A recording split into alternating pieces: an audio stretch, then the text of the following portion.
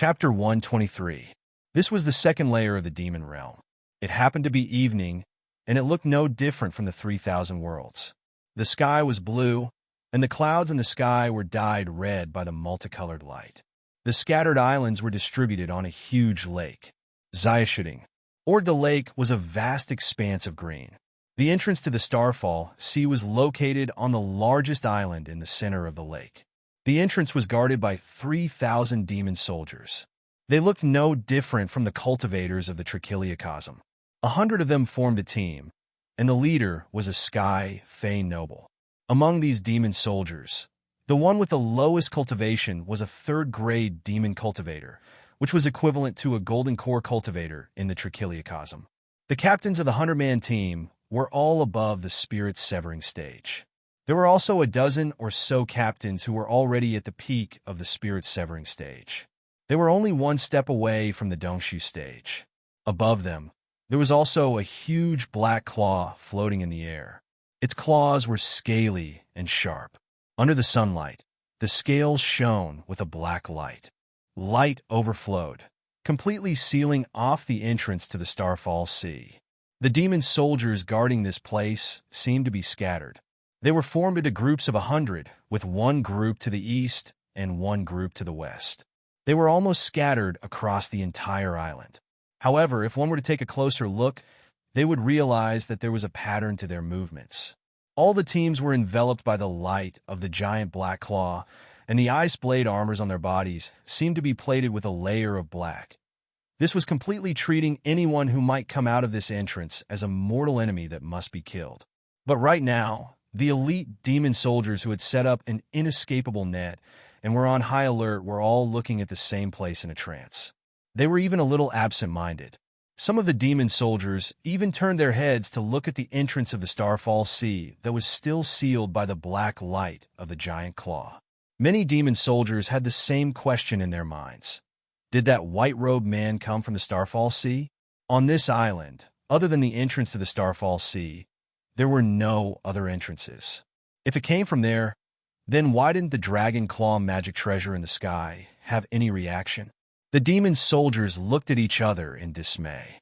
The expressions of the team leaders all became serious. The sound of boots stepping on the ground could be heard. The team that looked a little scattered just now became orderly in the blink of an eye. The captains of the 100-man teams quickly walked to the front of the team. There were 3,000 demon soldiers and a total of 30 captains. They all wore black robes that were tied at their waists. On the left shoulder of their robes, there was a star embroidered in red thread. Then, a man in a crimson robe passed through the demon soldiers and came to the front. With a wave of his hand, all the demon soldiers obeyed and raised their weapons. Those squad leaders simply called out their primordial spirits. The white-robed man stood in front of the crowd with his hands behind his back. His gaze swept across the essence spirits. He seemed to have thought of something, and a faint smile appeared in his eyes. "Did your excellency come out from the Starfall Sea?" The commander of the demon soldiers, the demon cultivator in a red robe, raised his head slightly to look at the white-robed man and asked coldly, "Are you asking me?" The white-robed man stood with his hands behind his back. The smile in his eyes had long since disappeared as he looked indifferently at the commander of the demon soldiers. 6th rank, 1st realm. His gaze swept across the other party's lapel, and his gaze swept across the embroidered red star. "Crimson Star Army? Who exactly are you?" The demon commander's gaze turned cold as a halberd appeared in his hand. "Sikong.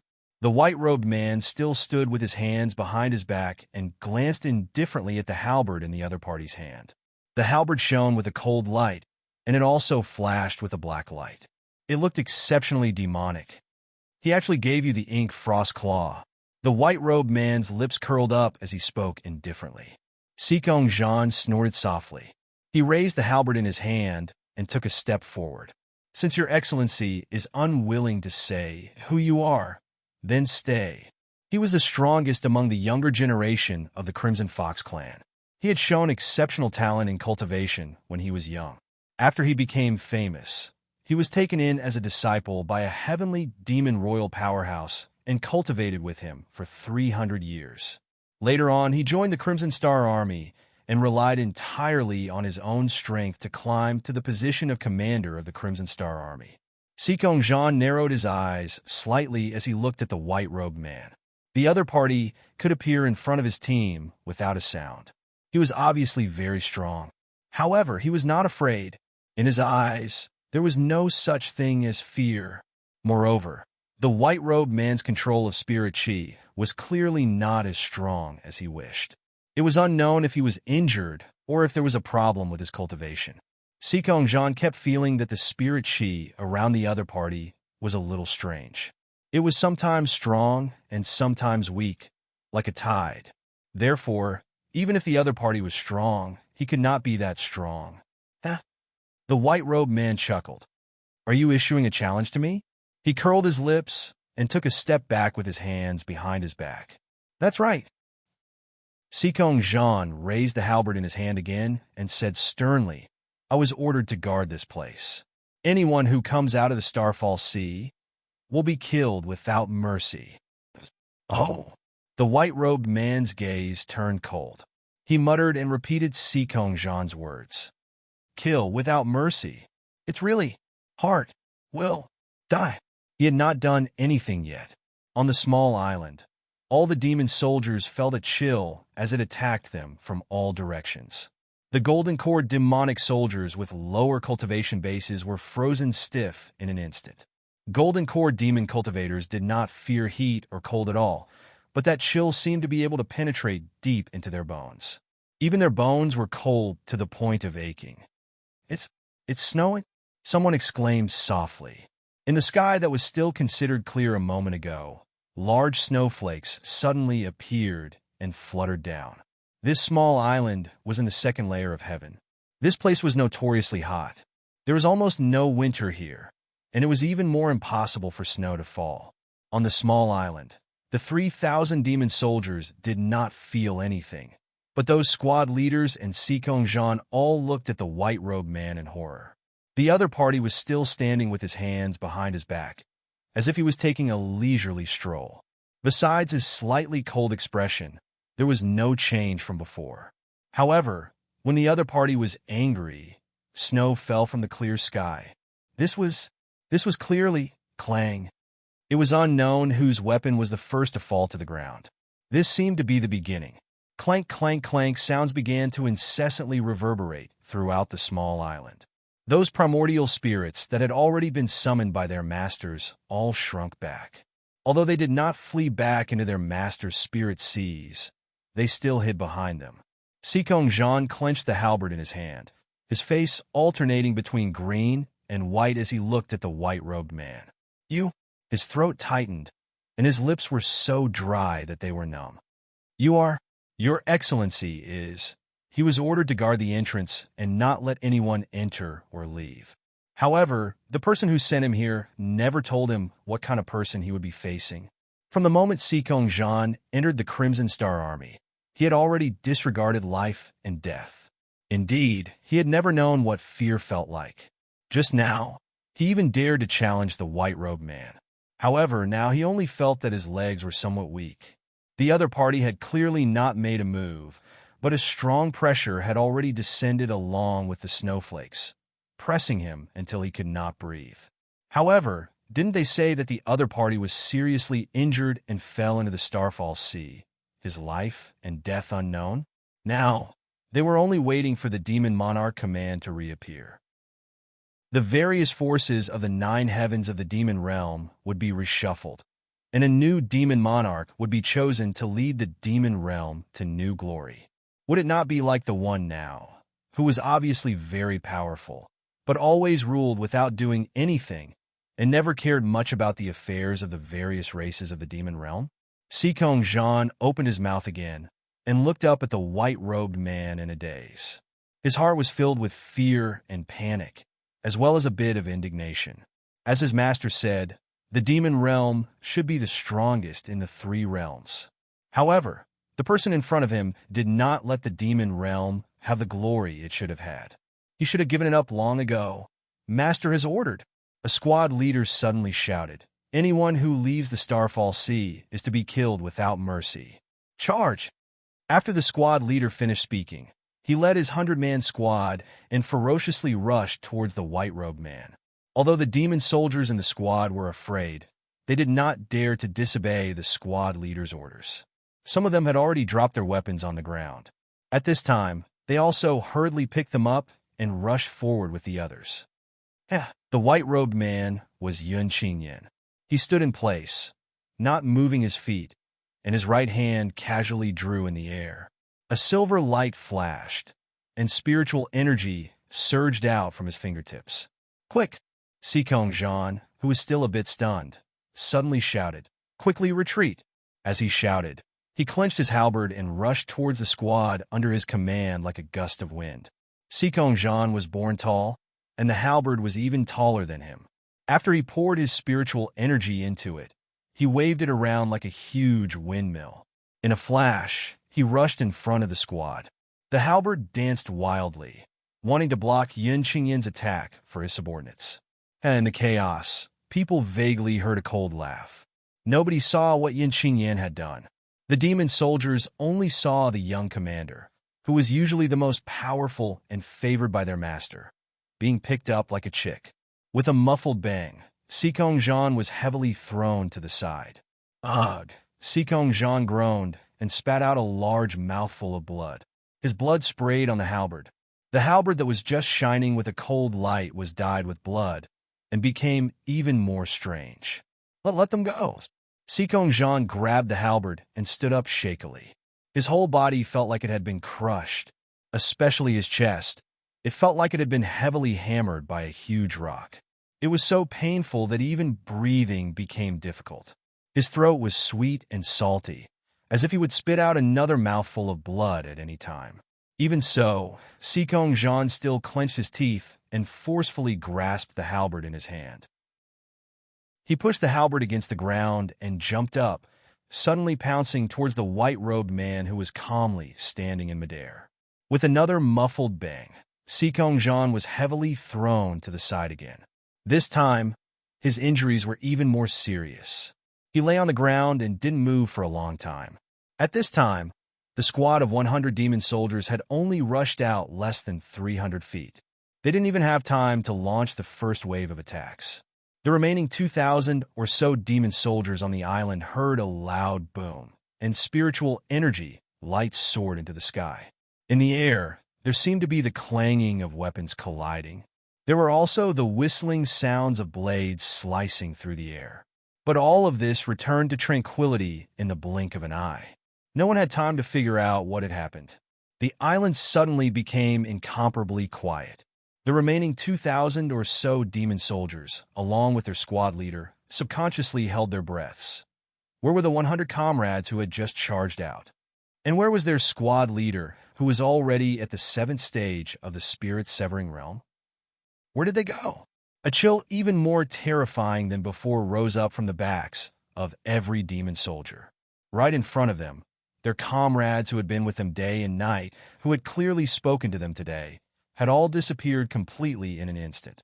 In the disorderly formation of the demon soldiers, an empty space was somewhat abruptly created.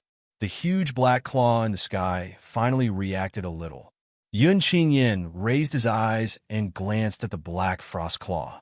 His slender fingers quickly streaked through the air, and an elaborate formation instantly pounced on the huge black claw. "Seal," he softly rebuked. The huge claw seemed somewhat unwilling, but the formation suddenly turned into countless spiritual energy ropes, sealing it in the air. "You are you?"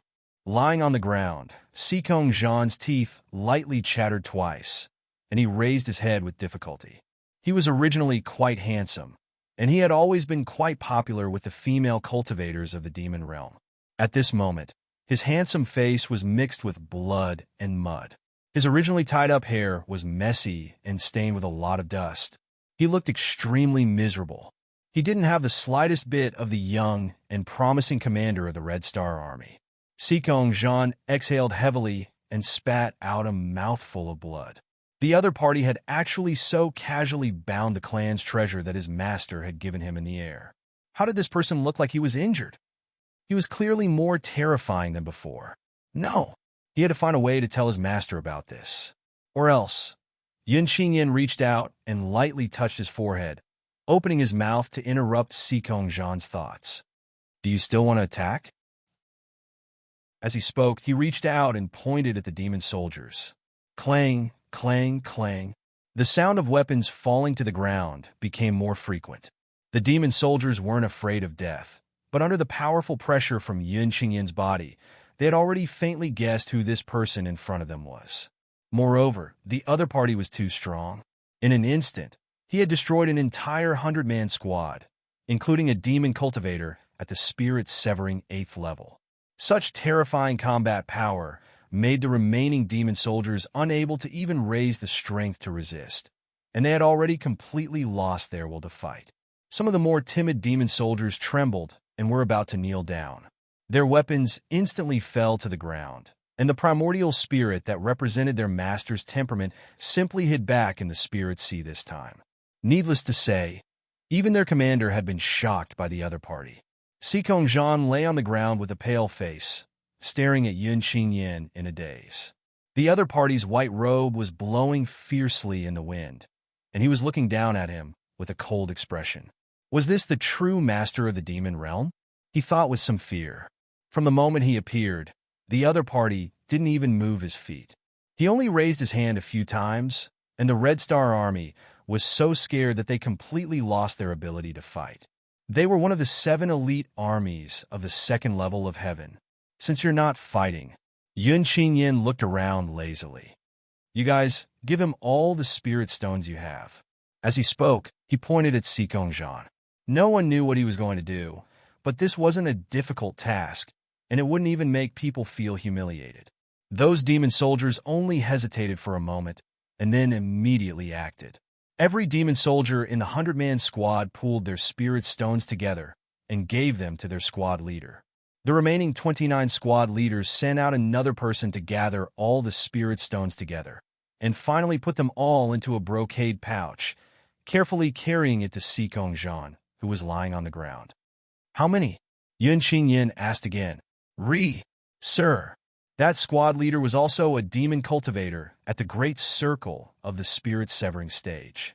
At this time, he was as obedient as a little cultivator who had just entered the foundation establishment stage, and he answered with trepidation, a total of 4,300 Xian spirit stones. Give it to him. Yun Qingyan frowned, but still nodded. Yes. That squad leader hurriedly carried the brocade pouch to Sikong Zhan. General, please accept these spirit stones. After he finished speaking, he didn't wait for Sikong Zhan to refuse and forcefully stuffed the entire brocade pouch into his hands. Yun Qingyan said again, "You'll have to stay here for another month." Yes.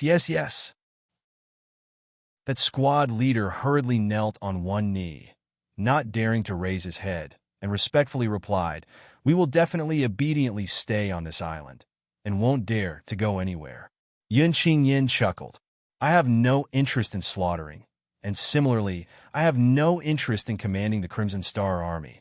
With a flick of his finger, 49 Xian spirit stones flew in all directions of the small island.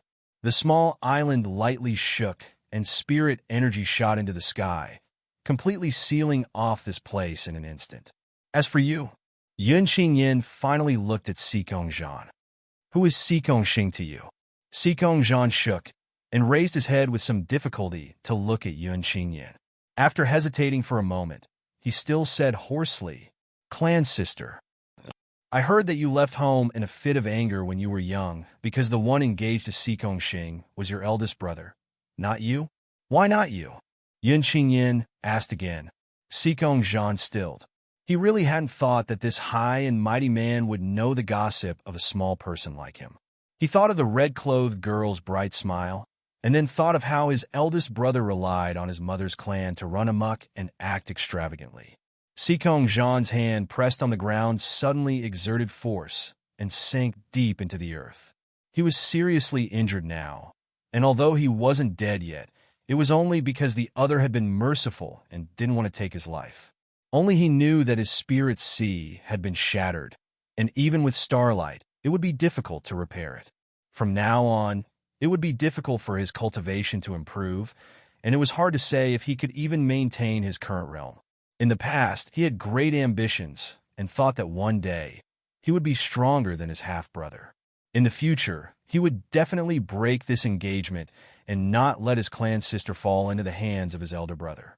That would be difficult to realize.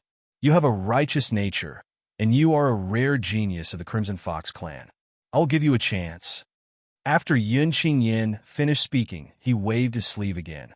In the sky, the inky frost claw that he had sealed suddenly shook, and a roar that seemed to come from ancient times came from the giant claw. Yun Qingyan only raised his head and glanced indifferently at the giant claw. Then, he casually turned around and walked toward the wider sky. Where is the general? On the small island.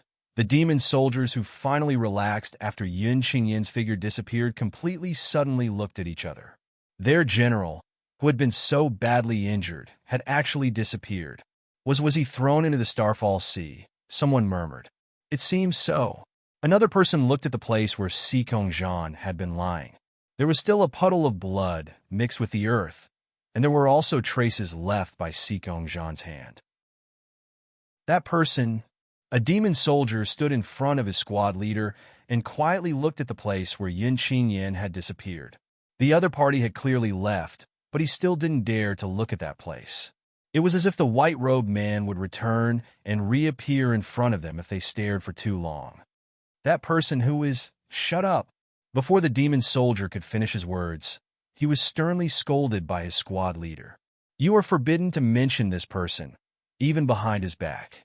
After he finished speaking, he sighed heavily and said with some melancholy, I'm afraid the demon realm is about to undergo a great change. Yes, yes, yes. The demon soldier responded repeatedly. He paused and asked again, but that person, why did he take all of our spirit stones? These demon soldiers didn't have a high income, but in front of Yun Qingyan, they didn't dare to hide a single spirit stone. They can only take it all out. You're still in the mood to care about spirit stones. You should be happy that you got your life back. Idiot!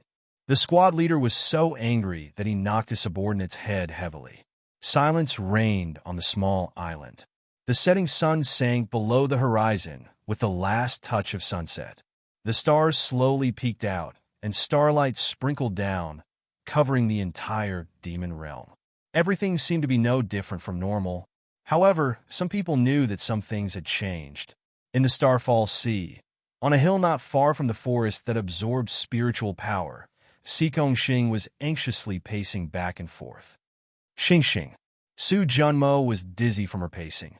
Can you sit down and wait quietly? I can't calm down. Sikong Xing stomped her feet. I'm so worried. I'm super worried.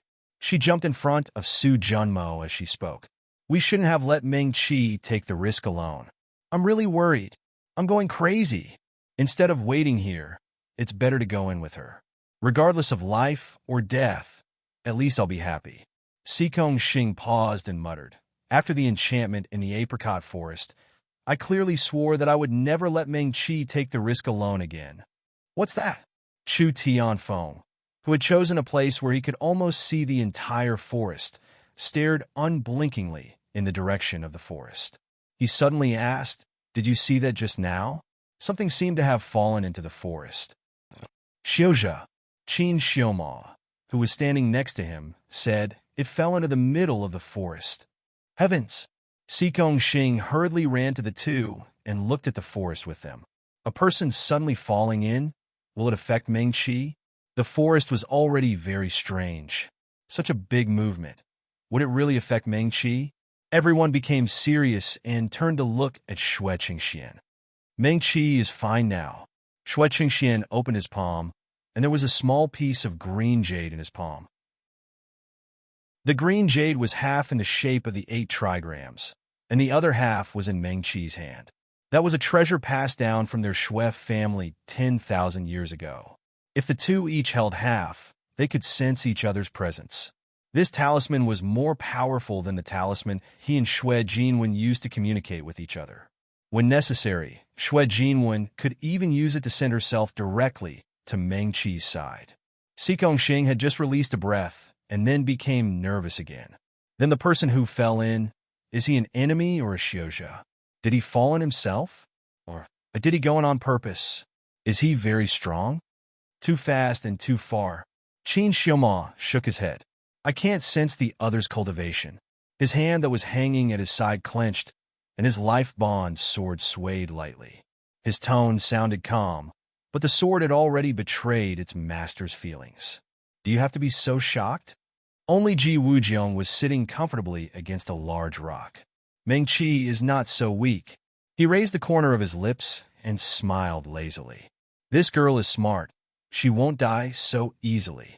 Also, when he said this, he suddenly closed his mouth and did not continue. Also what? Sikong Xing could not help but ask. Also, do you think that the Yao Lord Token's avatar is just for decoration? Ji Wujiang said lazily. The Yao Lord Token can have 3 avatars, and together with the main body, they support the 4 sides of the Yao realm. Su Junmo's eyes flashed. He opened his mouth to speak, but in the end he did not say anything. Who was Ji Wujiang? He could summon the spiritual body of the heavenly demon phoenix, and he knew a lot of secrets of the Yao realm. But he had never heard that the heavenly demon phoenix clan had such an heir. Also, the other's presence did not seem like a Yao cultivator. And then, Sikong Xing asked, Si Ming, One Heart Alliance? Ji Wujiang was unusually patient and explained without sarcasm. The piece in Meng Qi's hand is the One Heart avatar. He smiled and said, even if she loses a strand of hair, someone will know and rush over immediately. As Ji Wujiang spoke, he glanced at Xue Qingxian. Sikong Xing, Su Junmo. Why didn't you say it earlier? Sikong Xing almost jumped up. Because I didn't want to say it earlier. Ji Wujiang changed his position, closed his eyes, and stopped talking. At the same time, in the middle of the forest, in the only open space, a man and 2 women, 3 young people, were surrounding an unconscious man. The man was wearing a long crimson robe and was lying on the ground quietly.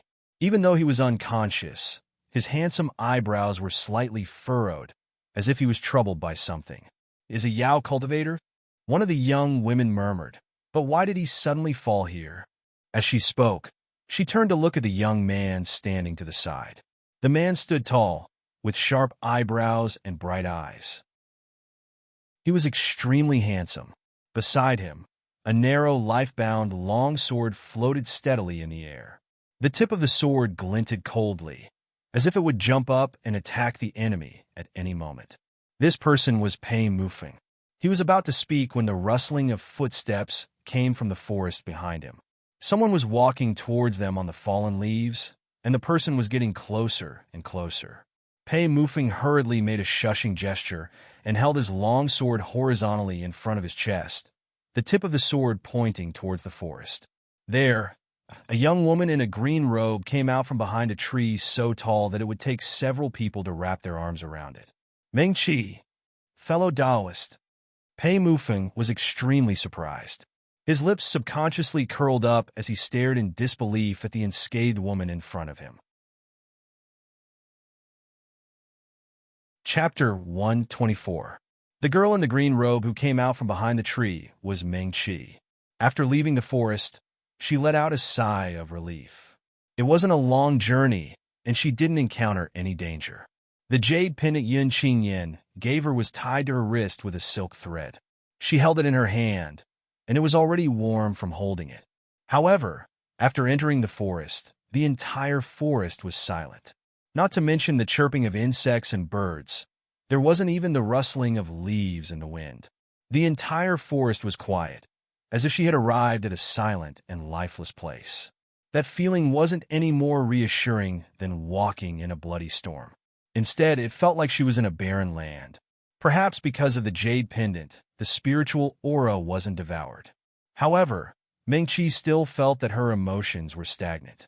Now that she thought about how she came here, her mind went blank for a moment. Fellow Taoist Meng? Pei Mufeng stared at her, his thick black eyebrows slightly wrinkled. Is it really you? Fellow Taoist Pei. Meng Qi returned his greeting. At Pei Mufeng's feet, a man in a red robe was lying down.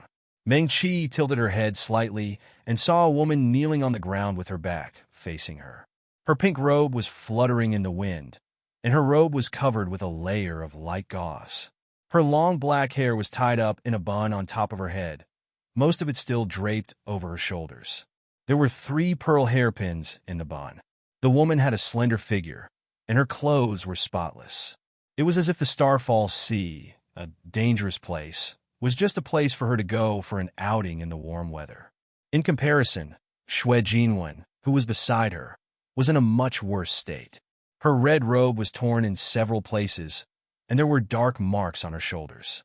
Her hair was a little messy, and it was obvious that she had been through a battle. Xue Jinwen was facing Meng Qi. When she saw her, she suddenly stood up. Meng Qi. She looked at Meng Qi in disbelief. You, how did you come here by yourself? As she spoke, she ran to Meng Qi's side in a few steps. Xue Jinwen held Meng Qi's arm with both hands and looked at her carefully. Are you okay? Why are you here by yourself? Didn't my big brother also enter the Starfall Sea? And Su Junmo, where are they? She was also a medical cultivator, so she could tell in a moment that Meng Qi was not injured. Xue Jinwen heaved a sigh of relief, but her brows quickly furrowed again.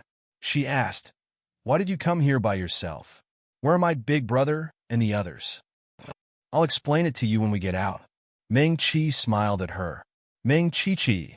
Xue Jinwen looked at her calm face. The string in his heart that had been stretched taut for a few days suddenly relaxed.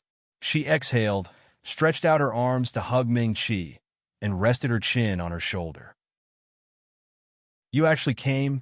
It's actually you. Xue Jinwen rarely spoke incoherently like this. She was the 3rd young lady of the Xue family, the bright woman who always smiled charmingly and gently when Meng Qi first met her. She was the 3rd young lady of the Xue family who was not favored at home, who was not as talented as her brother and sister, who was always ignored by the elders and ostracized by her peers. She was the 3rd young lady of the Xue family who could decisively choose to go to the Outland and choose a free and peaceful world for herself. She was also the Xue Jinwen who could decisively leave the Wind Alliance and the Xue family after making up her mind. Most of the time, she was elegant, calm, and charming. From the first day Meng Qi met Xue Jinwen, even if she left the Xue family, even if she was no longer the 3rd young lady of the Xue family, she had never seen her without a smile on her face. However, now that Xue Jinwen stood up, she realized that the hem of her red dress was tattered, and there were large dark stains on the hem of her dress. As he got closer, Meng Qi could smell the thick stench of blood on his body. Are you hurt? Meng Qi asked. I'm fine. Xue Jinwen hugged Meng Qi tightly and gently closed her eyes. She quickly let go of her, and her smile returned to her face. She smiled sweetly and said, When I first entered the Starfall Sea, I suffered a small injury, but it's fine now. After she finished speaking, she turned to look at Pei Mufeng. Fortunately, I met Pavilion Master Pei. Otherwise, I'm afraid there would be nothing left of me now. What happened? Meng Qi was puzzled. Why did you enter the Starfall Sea alone? Huh. Xue Jinwen laughed softly. Her laughter was filled with sarcasm. She ran her fingers through her hair, and a cold look flashed across her eyes. My cultivation level is not high enough. Brother Su and the rest entered the Starfall Sea to look for you. I knew that even if I came, I would only be a burden, so I chose to stay in Descending Star City to wait for you. Xue Jinwen paused for a while before continuing. You know that there are many changes in this year's Medical Cultivators Conference. Many medical sects are disappointed and have already left Descending Star City.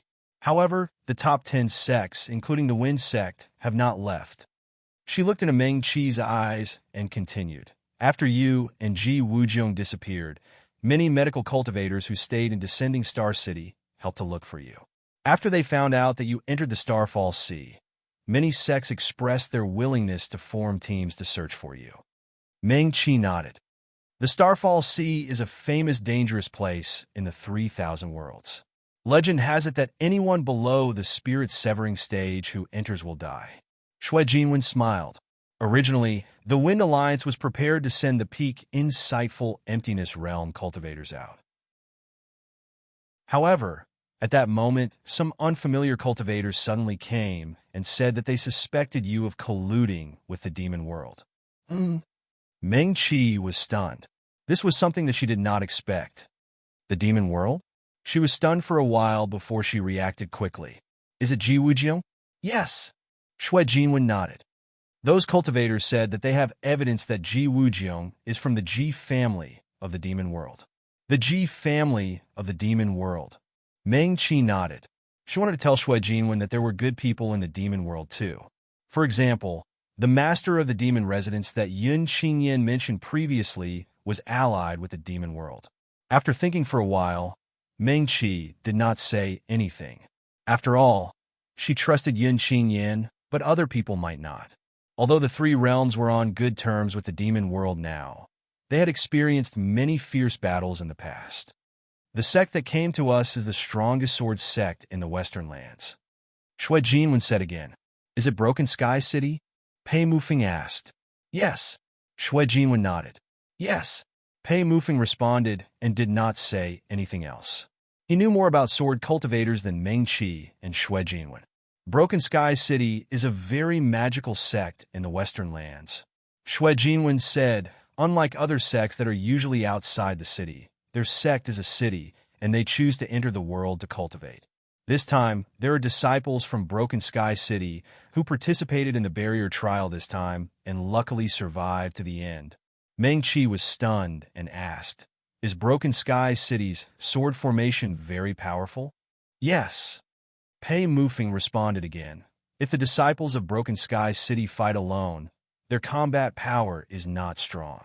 However, if they attack together, the sword formation will sweep across the three realms, and they will have the power to fight. I see. Meng Qi nodded. She could roughly guess who these people were. During the second test of the barrier trial, several sword cultivators joined forces to attack with a sword formation. It was indeed very powerful. Was it them? Broken Sky City came to us and said that they suspected you of colluding with demonic cultivators. Shui Jinwen said, the Medical Cultivators Dharma Assembly Alliance quarreled and is now divided into three factions. One faction thinks that since you can pass the barrier trial and get the recognition of a powerful senior, it is impossible for you to betray the three realms.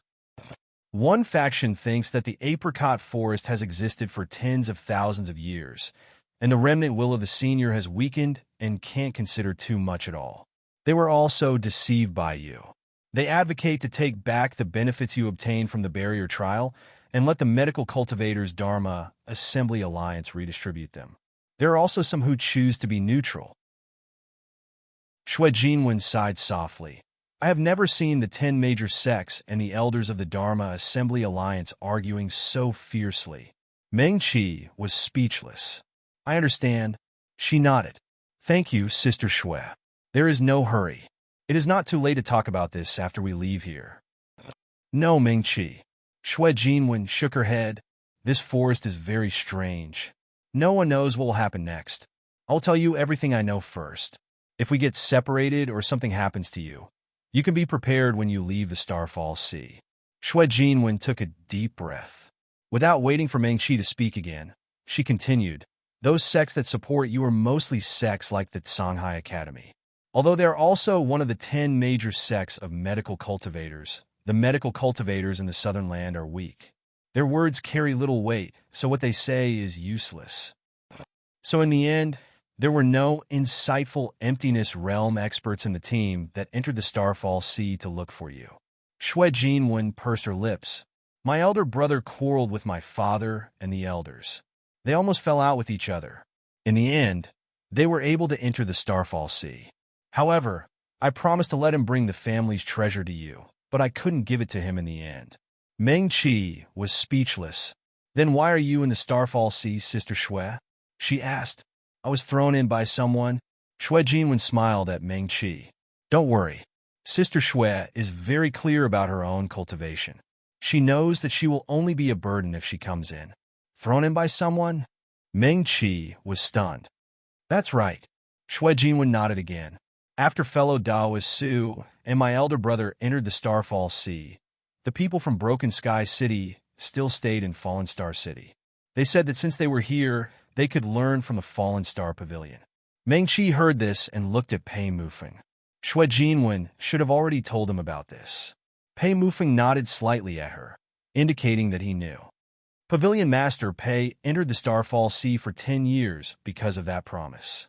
Su Zijuan also entered the Starfall Sea to look for you. Among the younger generation of the Fallen Star Pavilion, the two most powerful people were not here. Broken Skies City never fought one-on-one. After 2 rounds of 5 against 5 and 7 against 7, the Fallen Star Pavilion lost. The Fallen Star Pavilion is the #1 sword sect in the East. Pavilion Master Pei's reputation has been rising in recent years. Now that he lost 2 rounds in a row in his own Fallen Star City, the news instantly spread across the 3,000 worlds. Even the heavens beyond heaven is talking about this. Meng Qi frowned slightly. He felt that things were not that simple. As expected, Xue Jinwen continued. The news of why Broken Sky City went to Fallen Star City naturally spread like wildfire. Now all the big and small sects in the 3,000 worlds and the 4 realms probably know that Broken Sky City came because they suspected you of colluding with the Devil Realm. Meng Qi, Broken Sky City's sword formation is famous. Originally, everyone thought that the #1 sword sect in the 4 realms had their own strengths and none of them could do anything to each other. Now that Broken Sky City won 2 rounds in a row in the Fallen Star Pavilion's territory, they won with an absolute advantage. Even if Pavilion Master Pei was not here, they did not send their most powerful disciples. Therefore, the 4 realms are all talking about Broken Sky City's victory. Yes, Meng Qi nodded. She thought for a while and said, Broken Sky City's sword formation originated from the ancient times. It's indeed quite powerful. She had seen them fight before. She looked up at Pei Mufeng and said, it should be said that they relied on their formation to win against the Fallen Star Pavilion. They are not sword cultivators. It's just a title. It's all right. Pei Mufeng shook his head, indicating that he did not care. Meng Qi nodded and did not try to comfort him. Xue Jinwen looked curiously at Meng Qi and then at Pei Mufeng. She felt that there was something strange between the two of them. They were not close. She felt that they had not known each other for long. However, what was going on between them? It was as if they had a telepathic connection and no one else could interrupt them. Sister Xue, Meng Qi said, please continue. Oh, okay. Xue Jinwen nodded. Broken Sky City was in the limelight for a while. Their sword formation was even more famous. The sword formation cultivators that you mentioned earlier, this name that disappeared for 10,000 years, suddenly came back to the people's attention.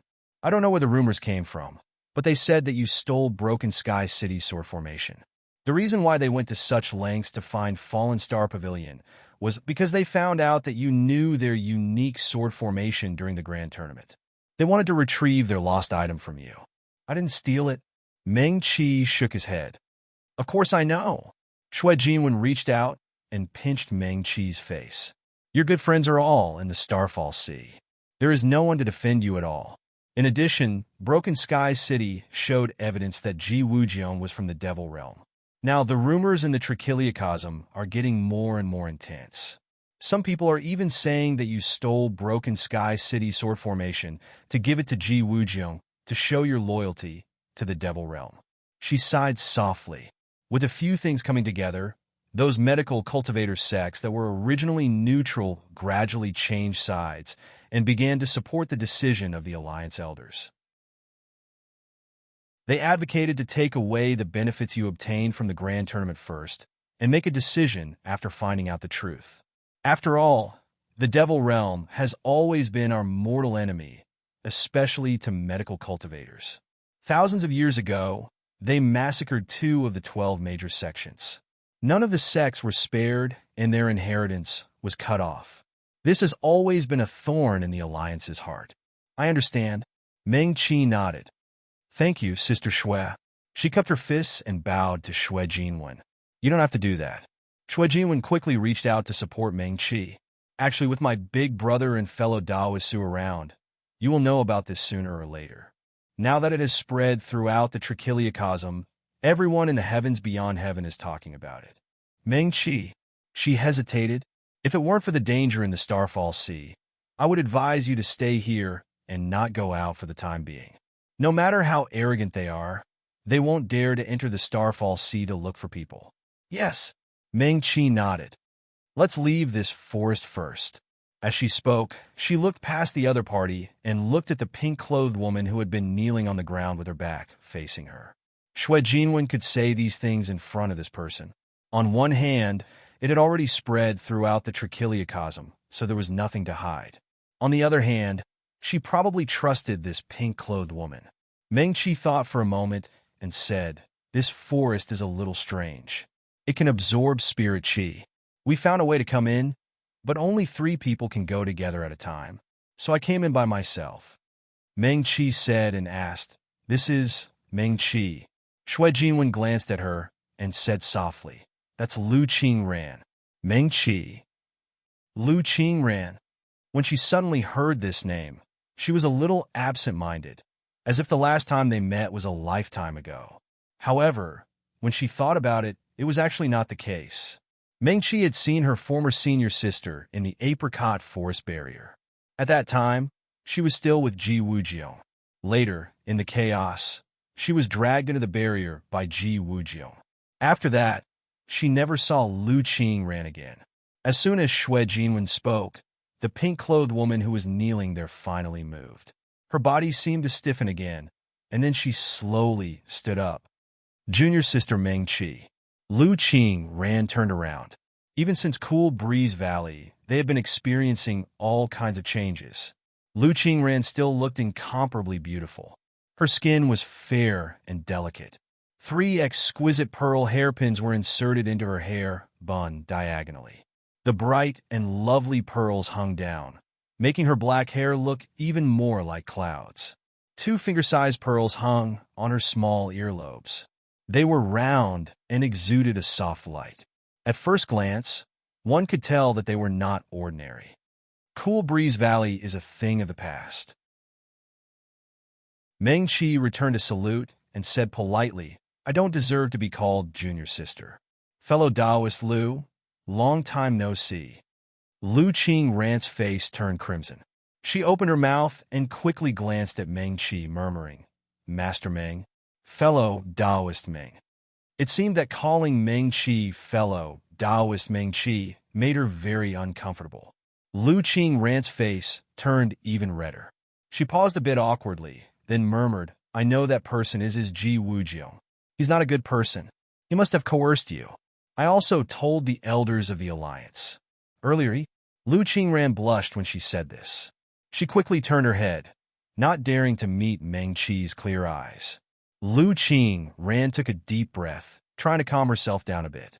Then she continued, "But the elders didn't believe me, because they said," her voice became lower and lower, but she still said, "At the end of that day, too many people saw that you clearly could have left by yourself, but you would rather stay and live and die with him. So, they didn't believe me. Master Meng." "No. Fellow Taoist Meng, I really did explain, and I also told Shizuan that Ji Wujiong is really very scary and very strong. Ordinary cultivators can't resist at all when they fall into his hands." Fellow Taoist Lu Qingran's medical talent is pretty good. She's already become a disciple of the Murong clan, Xue Jinwen explained. Meng Qi nodded. "Congratulations, fellow Taoist Lu." "No. Shizuan just pitied me for being alone and having suffered a lot." Lu Qingran's face turned slightly red again. Meng Qi frowned. She really didn't want to have anything to do with Lu Qingran anymore. Her gaze went past Lu Qingran and looked at the unconscious man lying on the ground. "This is..." She turned her head and asked Xue Jinwen. "I don't know him either." Xue Jinwen shook her head. "He's injured, and his injuries aren't light." Lu Qingran hurriedly said. His spiritual ocean was shaken, and there are already cracks on it. "If we don't treat him in time, I'm afraid he'll be in danger." "Meng, fellow Taoist Meng, can you save him?" Lu Qingran had already formed her gold core, and she was a few small realms lower than Meng Qi. However, her medical skills and cultivation weren't as good as Meng Qi's. She was now a whole realm lower than her, and she was only at the third stage. Meng Qi glanced at Lu Qingran and quickly walked over. The man was lying quietly on the ground. His lips were dry, and dark brown blood stains that had already solidified could be seen. She didn't know this person either. Meng Qi glanced at him and was sure that she hadn't seen this person before she died in her previous life. The other party was wearing a long, crimson robe. He looked quite young and handsome. Even though his eyes were closed, his face was still a bit pale. However, one could still see his heroic spirit from his slanted, sword-like eyebrows. The long robe he was wearing also looked a bit different from what cultivators usually wore. There were black scale-like shoulder pads on his shoulders, which wrapped around his shoulders and upper arms. A black belt, which also seemed to be made of black scales, was tied around his waist.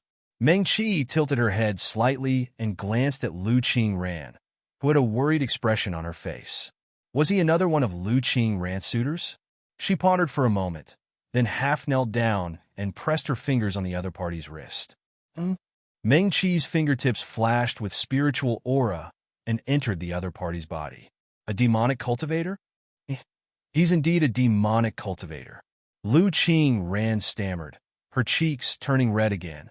Oh! Meng Qi responded casually. His spiritual ocean was shaken. Not only did cracks appear in his spiritual ocean, but even his meridians were injured. His meridians were broken inch by inch, but they were very neat. The person who injured him was obviously much stronger than the man in the crimson robe, so he couldn't fight back at all. However, the person who injured him was obviously merciful. Otherwise, his spiritual ocean would have been shattered, his meridians severed, and his body would have died. This strange demonic cultivator should already be an insightful emptiness realm cultivator. He could actually injure an insightful emptiness realm cultivator to this extent without being able to fight back. How powerful was the person who attacked him? How is it? Seeing Meng Qi withdraw her hand, Lu Qingran hurriedly asked. Meng Qi frowned slightly. He's an insightful emptiness realm demonic cultivator. We can save him, but it wasn't a problem to save his life now, but it was probably impossible to repair his spiritual ocean now. Ji Wujiang had a big piece of starlight. Once they left the forest, they could think of a way to ask him to help save him.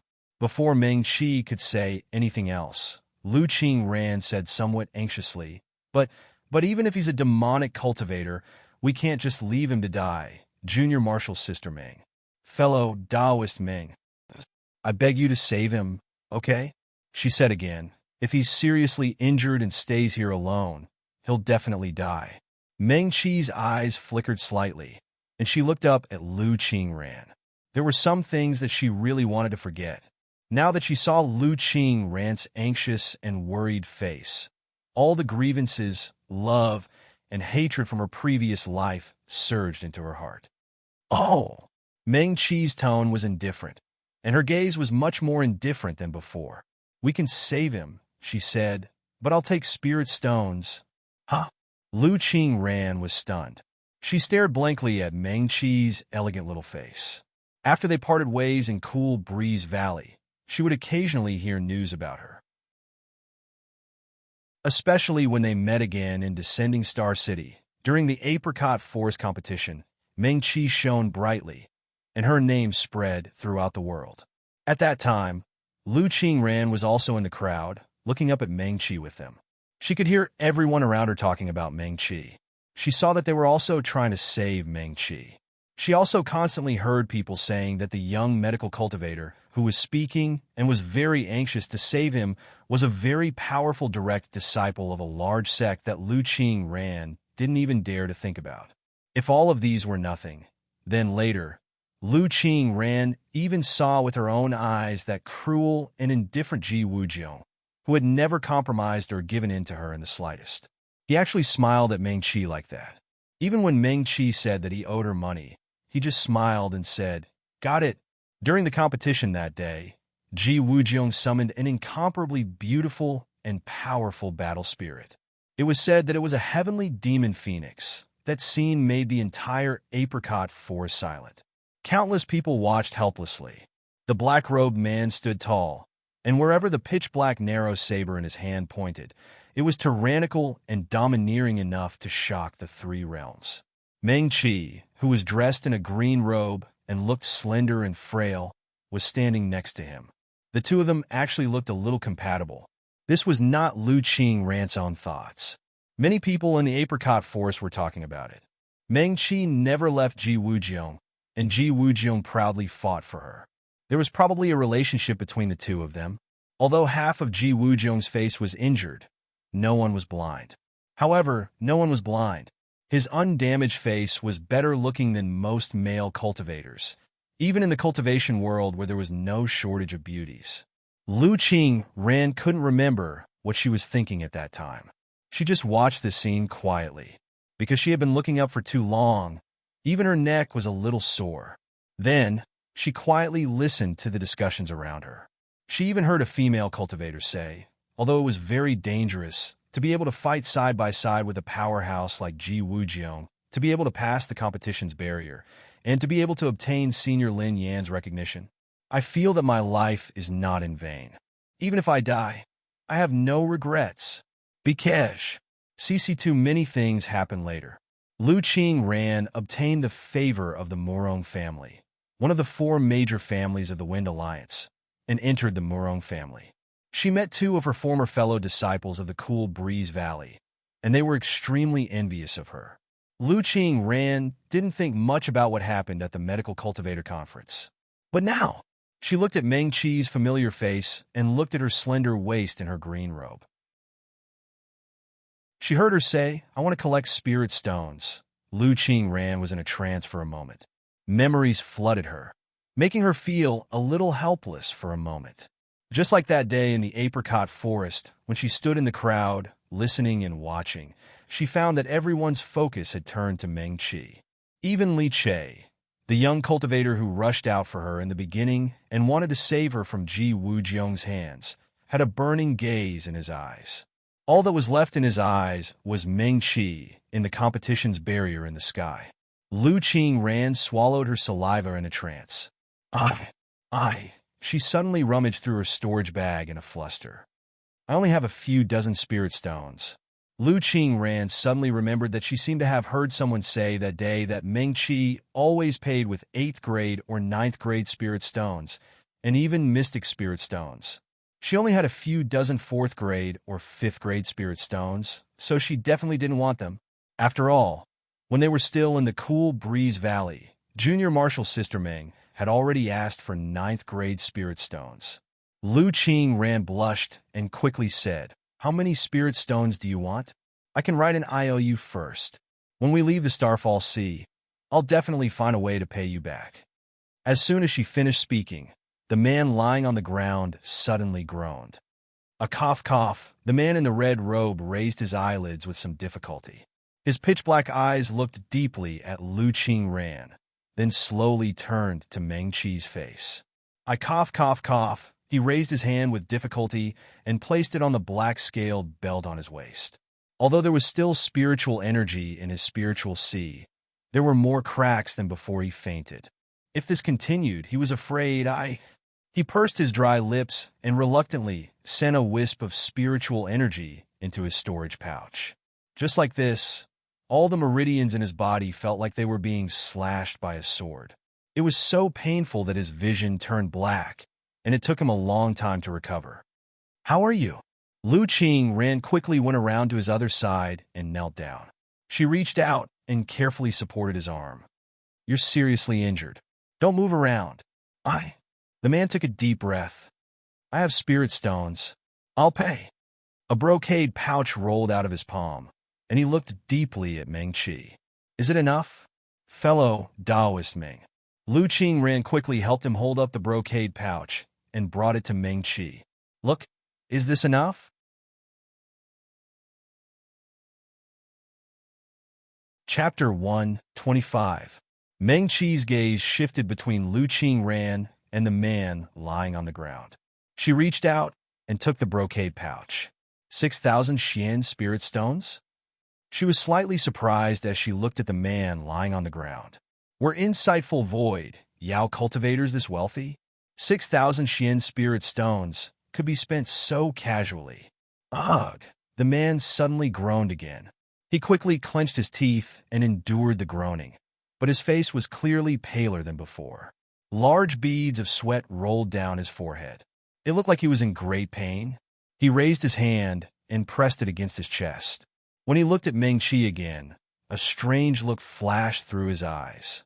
That Darren seemed to have predicted that he would need the spirit stones. Was it because of her?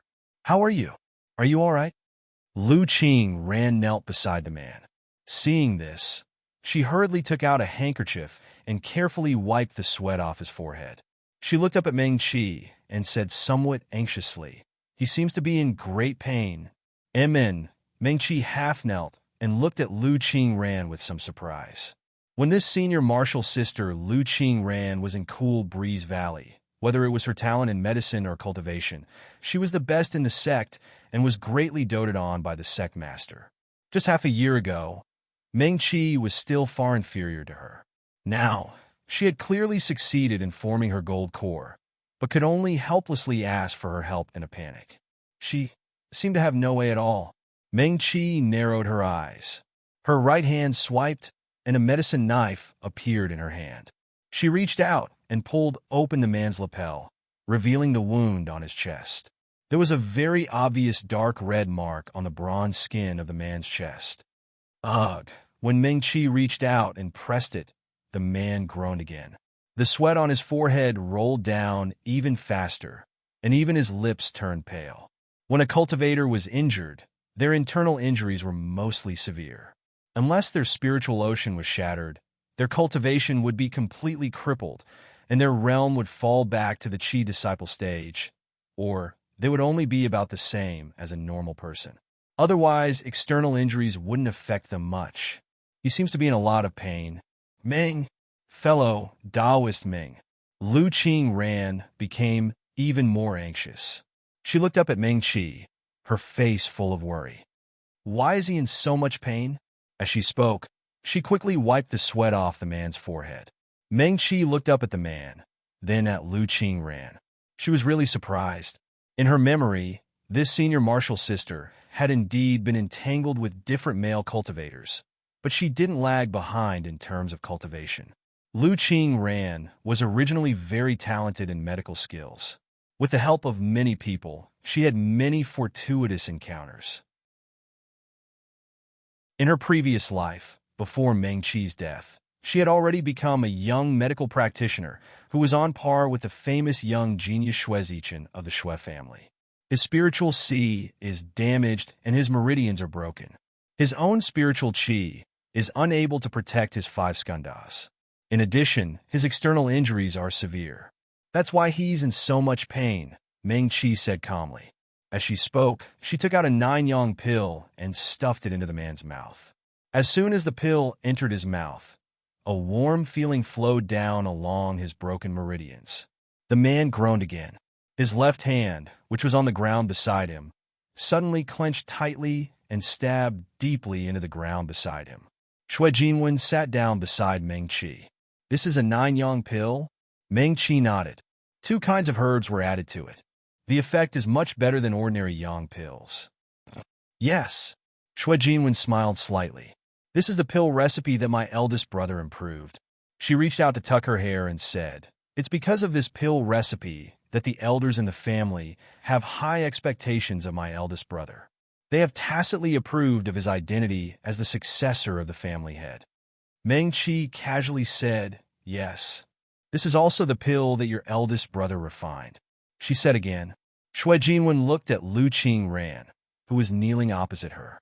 Her face was full of worry, but she could do nothing but wipe her sweat. She more or less knew about the relationship between Meng-Chi and her. In fact, it was the same all the time. Cultivation was like sailing against the current. If you didn't advance, you would fall behind. If you took a wrong step, you might be left behind on this path and never be able to catch up.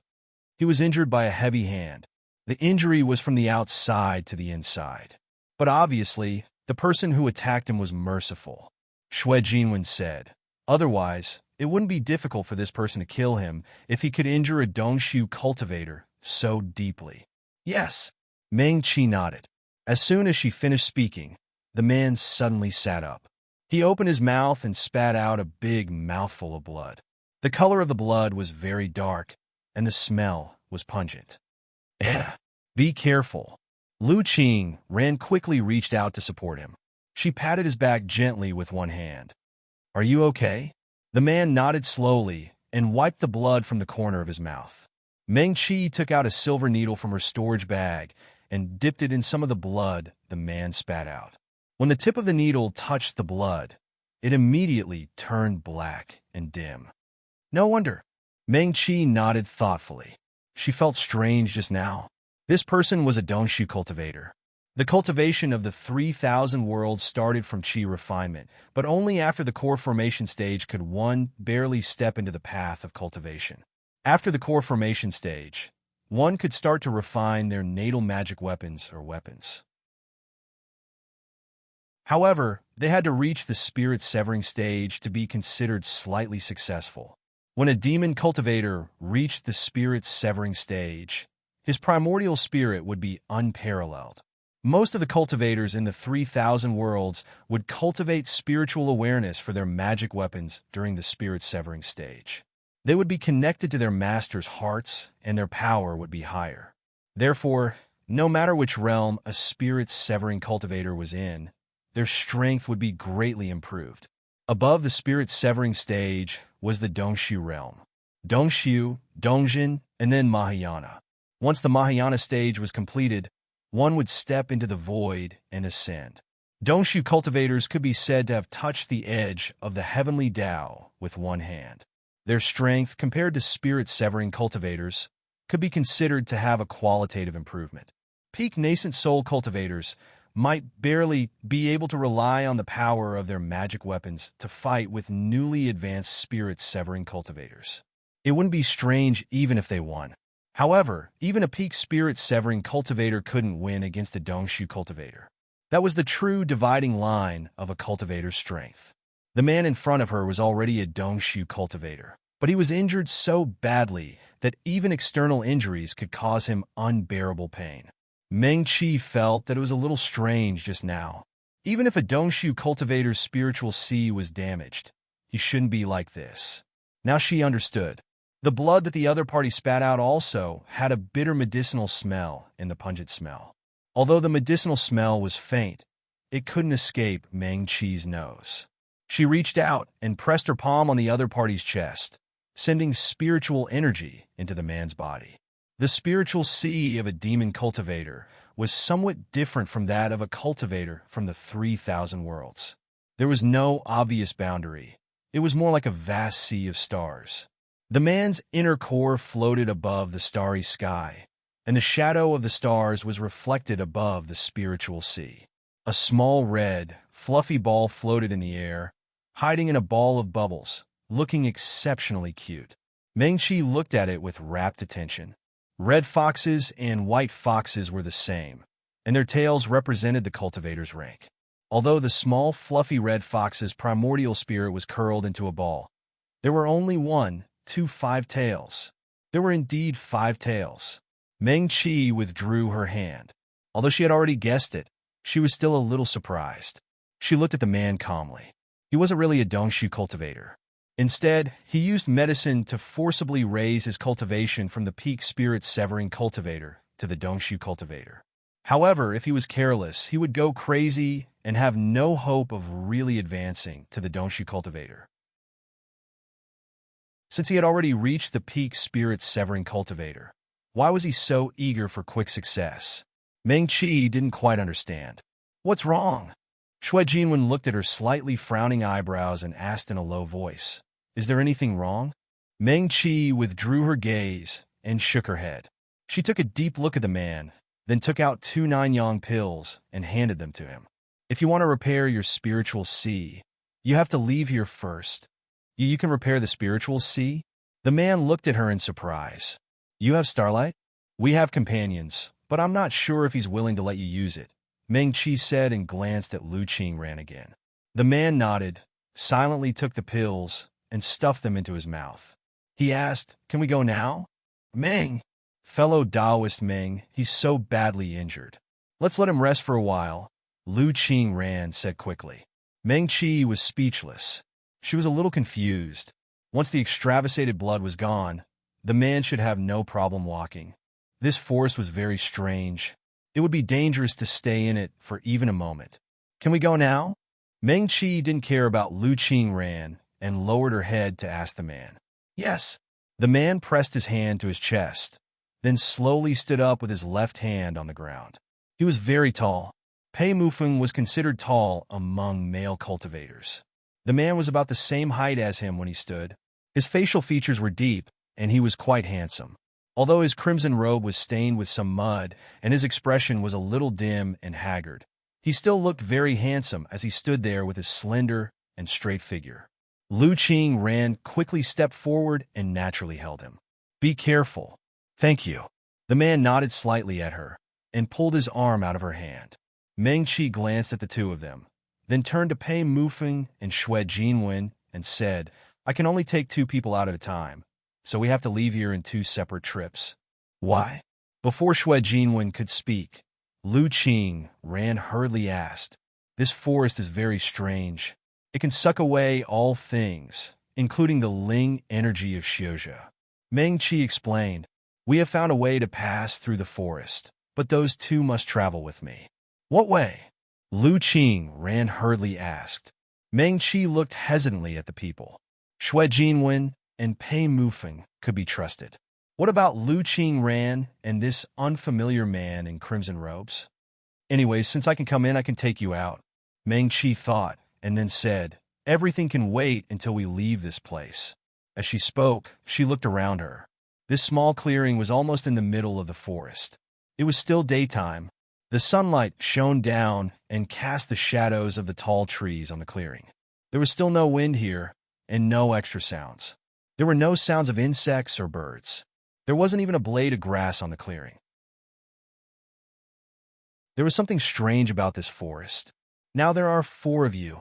Meng Qi's gaze swept over Lu Qingran and the unfamiliar man. She hesitated for a moment. I will take Sister Xue and fellow Taoist Lu Qingran out first. Okay.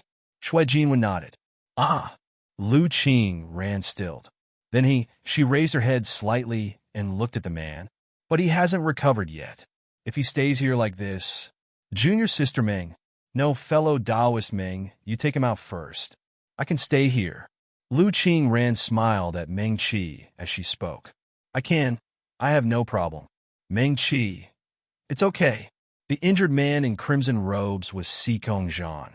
He pressed his hand to his chest and forced himself to stand up straight. The pain that seemed to squeeze his soul out of his body had eased a lot. However, spiritual energy was still flowing out of his damaged spiritual sea cracks, making him feel weak all over. Even standing was a bit strenuous for him. Sikong Zhan's gaze swept over their faces. He had never left the demon realm in his life, so he didn't know these people. This should be the Starfall Sea, right? He never expected that after being thrown into the Starfall Sea by that lord and meeting these strangers, they would save him without hesitation. I can stay here. Sikong Zhan took a deep breath and bowed to Meng Qi. Thank you for saving my life just now, fellow Taoist. Meng Qi waved his hand. You paid. Sikong Zhan. He didn't know how to respond for a moment. What he said sounded right, but there was always a sense of alienation as if he couldn't wait to draw the line. He was stunned for a moment before continuing. I'm Sikong Zhan. If fellow Taoist comes to the demon realm in the future, I will definitely. Sikong Zhan suddenly didn't know what to say. If that lord really knew this female cultivator in front of him, then even in the demon realm, he wouldn't need him to do anything for her. Not to mention, Sikong Zhan thought of the white-robed man's attitude when he was thrown in. He slowly clenched his hands at his sides. Perhaps the demon realm was really going to change. Sikong Zhan? Meng Qi turned to look at him. Was he from the Crimson Fox clan again? You're welcome. She nodded at him, then looked at Lu Qingran. It's right and proper to take money to treat illnesses. She paused, then suddenly asked, Do you know Sikong Yin? Sikong Yin? Sikong Zhan frowned. An undisguised disgust flashed across his face. We're from the same clan, but we don't have a deep relationship. Oh. Meng Qi looked at him thoughtfully. The Crimson Fox clan had Sikong Yin and her good friend Sikong Xing. Although the few Crimson Fox clan members she met before were very likable, she didn't have any opinions about them. Then what about Sikong Xing? Meng Qi asked again. As soon as they came out of the forest, they would see Sikong Xing. Meng Qi remembered that Su Junmo once said that her good friend's position in the Crimson Fox clan was a bit awkward. Her father was somewhat ostracized by the clan, so he simply let her become a disciple of the Black Tortoise clan and learn spells from the powerful figures of the Black Tortoise clan. She didn't want to get involved in the power struggle in the clan. Sikong Xing herself also said that because of her valiant style and because she saved many young female Yao cultivators, she offended many powerful disciples in the clan.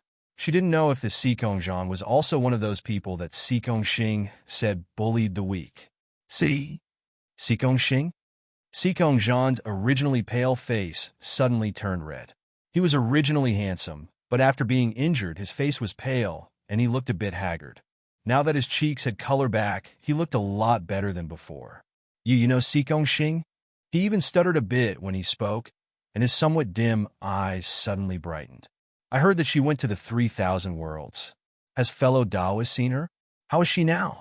May I ask where fellow Taoist met her? I know her. Meng Qi nodded. Xue Jinwen smiled sweetly, and her gaze inadvertently swept over Lu Qingran. It's not too late to talk about these things later. Let's leave here first. Okay. Meng Qi reached out to hold Xue Jinwen's hand, and then reached out to Lu Qingran. Fellow Taoist Lu, let's go. But Lu Qingran still looked at Sikong Zhan worriedly. He's so badly injured. How about we send him out first? I'll wait a bit longer. It's really okay. Up to you. Meng Qi didn't feel like talking to her. She looked at Pei Mufeng. Then I'll send them out first. After Meng Qi finished speaking, she reached out and held Sikong Zhan's right hand. Sikong Zhan's face turned red again. Meng Qi took the two of them and quickly walked out of the forest. The forest was still as silent as when she came in. All the sound and life here, except for these towering trees, seemed to have been sucked out. Even when Meng Qi and the others stepped on the ground, they didn't make the slightest sound. The jade pendant that Yun Qingyin gave her was already in Meng Qi's hand. As soon as they entered the forest, the jade pendant slightly heated up and emitted a faint fluorescent light. Although the light wasn't bright, it was enough to cover all three of them. What's this? Xue Jinwen asked curiously. As soon as she opened her mouth, she immediately found that her voice was completely swallowed by this strange forest. She couldn't hear anything at all. Meng Qi gently shook her head at her and quickened her pace. She looked around vigilantly. She had already walked in once, but who knew what would happen when she went out? Lingdi Yankenshu. Come after all. Sometimes Ji Wujiong's words couldn't be fully trusted. Sure enough, at this moment, Meng Qi suddenly heard a woman's soft laughter. She quickly looked around. The forest was still silent, and even the leaves didn't sway at all. You? She opened her mouth and looked at Xue Jinwen, whose expression didn't change, silently mouthing to her. Did you hear anything? Xue Jinwen was startled. She slowly shook her head, while paying attention to the changes in the surroundings. Neither of them noticed that Sikong Zhan, who was standing on the left of Meng Qi, became a little confused and even a little sluggish from the moment he saw the jade pendant tied to Meng Qi's wrist. Didn't see wrongly, right? The thing tied to the wrist of this young female doctor from the 3,000 worlds was that thing that would set off a bloody storm every time it appeared in the demon realm. Those ambitious and powerful heavenly demon royal families didn't hesitate to fight to the death to see if they could snatch it. That thing. And Sikong Zhan turned his head and looked at Meng Qi blankly. Did she use this holy object as a talisman to lead them through this strange forest? Meng Qi didn't notice that Sikong Zhan was so shocked that he was a little sluggish. She nodded at Xue Jinwen and quickened her pace. After a few steps, the soft laughter sounded again. This time, it came from a different direction and came from the right side of Meng Qi. Although the laughter was very light and short, it was still very clear. This time, Meng Qi heard it clearly. It was the laughter of a young woman, as beautiful as a silver bell, but with a hint of cold, murderous intent. "Hurry!" she mouthed at Xue Jinwen and quickened her pace. He dashed, the laughter sounded again. "Don't be afraid. I'm not interested in them." This time, the other party not only laughed but also spoke. The voice wasn't loud, but it seemed to ring in her ears. "Little girl, why do you have the 5-spirit cauldron?" Meng Qi was startled and suddenly stopped in her tracks. Xue Jinwen and Xikong Zhan didn't understand and turned their heads to look at her. "You?" Meng Qi opened her mouth and her lips moved slightly. Although the two people couldn't hear the sound, they gradually noticed that something was wrong. The young woman's voice sounded again. This isn't the medical manual. Where did you get it?" Her voice was pleasant and even gentle, but in Meng Qi's ears, there was an indescribable sense of strangeness. Not only that, but she was also very familiar with this voice. Meng Qi had a good memory, not to mention that not long ago, in the barrier of the competition, she had heard Senior Lin Yen say a lot. In that situation at that time, she remembered the other party's voice, tone, and words very clearly and definitely wouldn't be mistaken. If Meng Qi wasn't mistaken, now in this forest, the voice that was speaking in her ears was exactly the same as Senior Lin Yan's. It was just that the voice sounded a little more demonic and wasn't as gentle as it was in the barrier of the competition. It's actually the full volume of the medical manual. The voice sighed softly. "You're really generous." Meng Qi suddenly felt a sharp pain in her spiritual sea, as if something sharp was piercing it. TSK, TSK, TSK. You're just a golden core kid, but you can also find Brahma sand and cultivate the 5-spirit cauldron to the first realm. What's engraved on it? Oh, the fire formation. You're not simple, kid. Ah! Meng Qi let out a soft cry.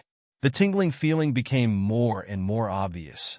Obviously, because her spiritual sea was invaded by the other party's divine sense. But how did the other party do it? She could even look through the natal magic treasures in her spiritual sea. Meng Qi only felt her hair stand on end, and a chill ran down her spine. In this forest, who was the one who had the same voice as Senior Lin Yen and could easily enter her spiritual sea? What did she want to do? Meng Qi suddenly pulled Xue Jinwen and quickly rushed out of the forest. Although this forest was strange, it wasn't very big. Even if they couldn't use Ling energy as Xiuzhe, they weren't slow. Meng Qi didn't care if she heard anything else, the three of them quickly rushing out of the forest. The light in front of them grew brighter and brighter. After rushing past several large trees, their eyes suddenly widened. Outside the forest, Xikong Xing, dressed in red, was standing just a step away from the forest and looking into the forest. Meng Qi. Her eyes suddenly lit up, and she suddenly raised her hand and waved. "Sister Xue."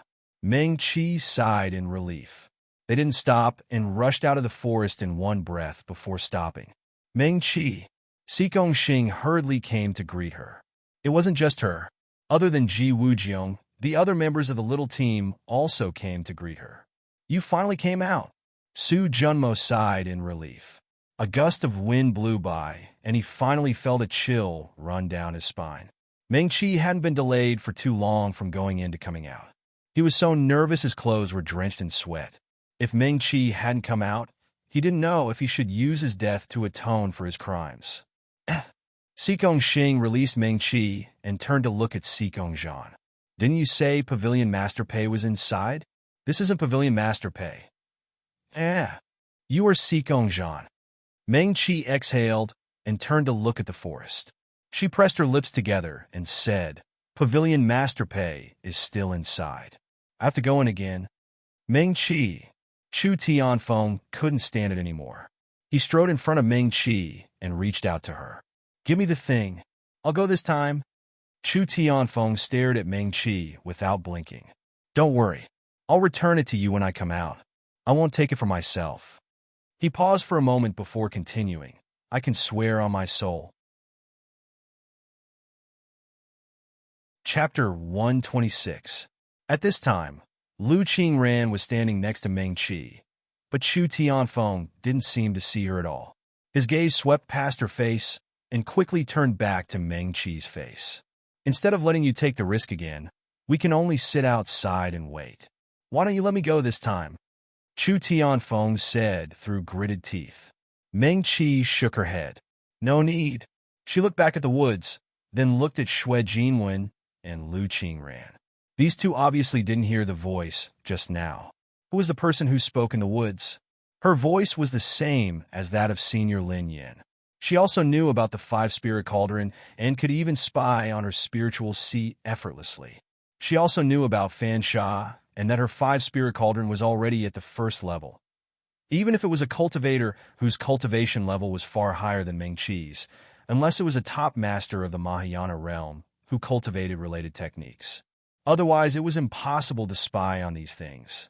Even if medical cultivators could examine the bodies of other cultivators, it was impossible for them to know the name and level of the other person's life-bound magic weapon, let alone read the books in the other person's spiritual sea. Who was this person? Meng Qi had countless questions. Her fingers hanging by her side curled slightly. Reason told her that if she went in again, even if she had the token Yin Qingyan gave her, it would be very dangerous. She should really do as Chu Tianfeng said and give the token to others so that they could pick her up.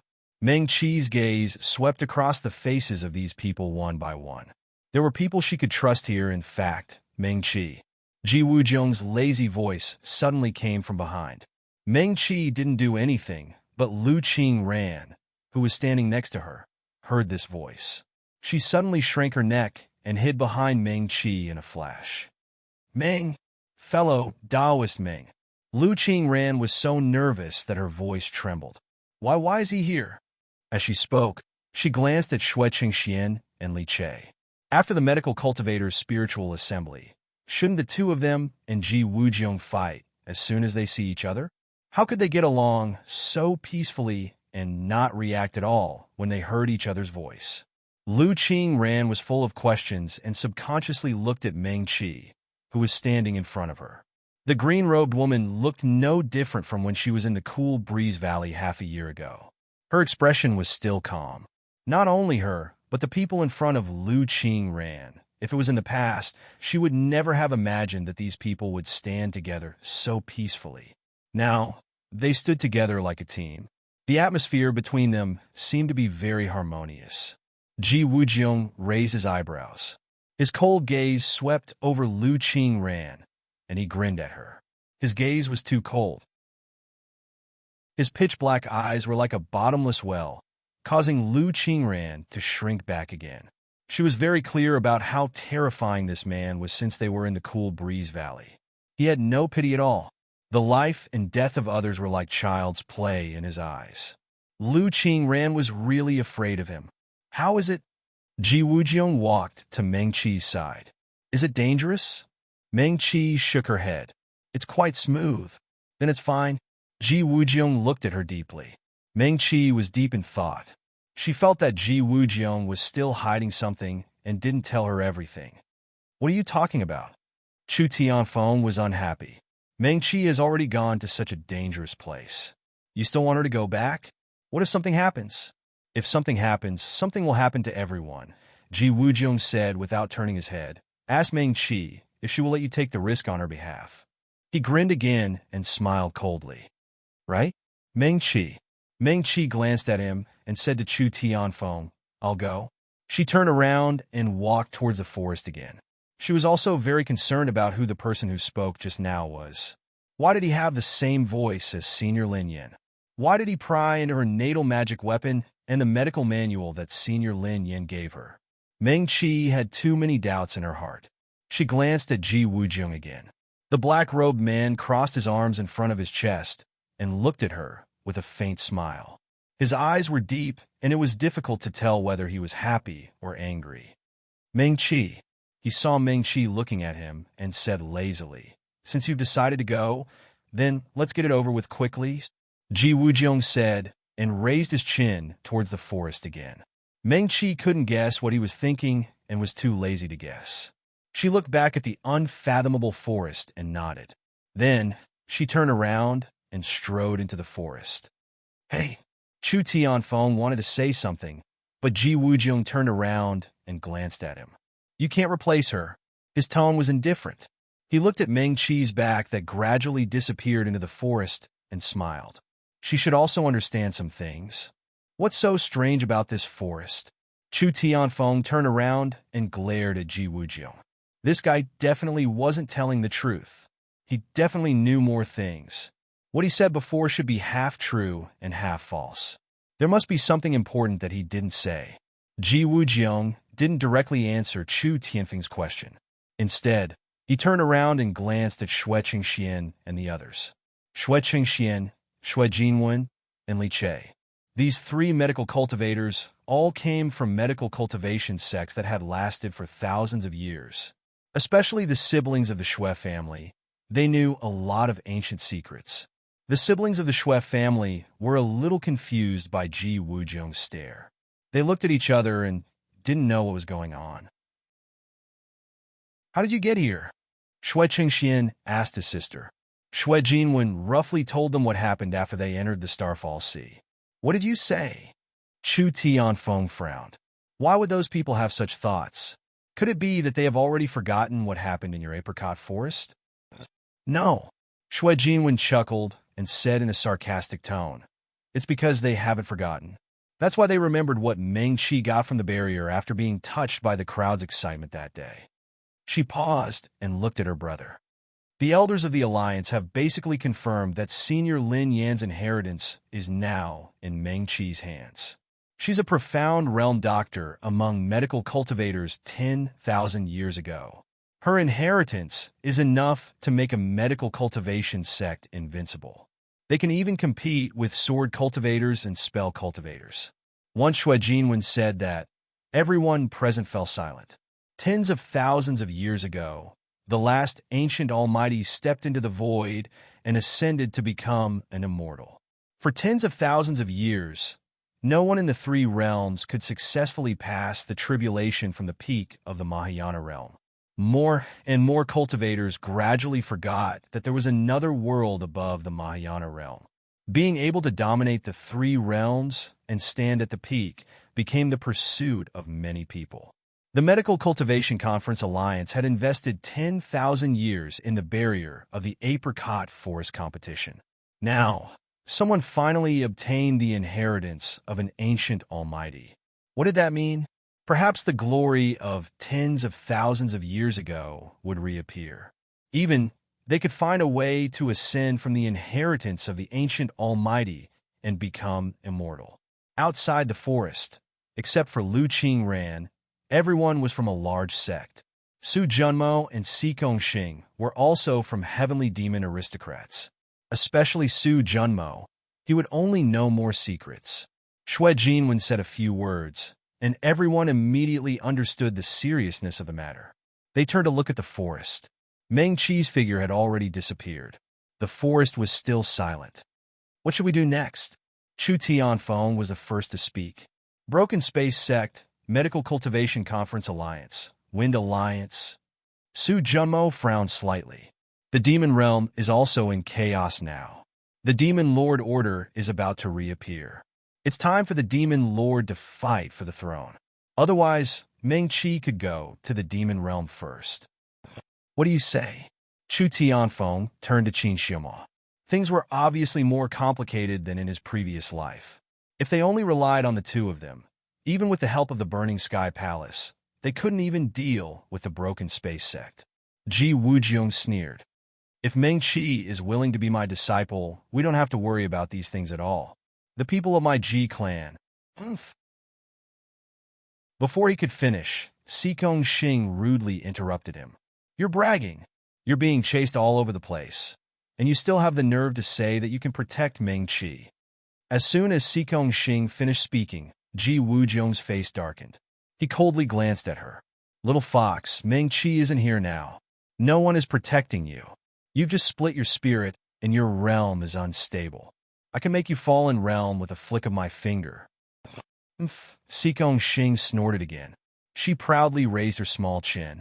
Come on, if you really do this to me, Meng Qi won't be able to be your disciple in this lifetime.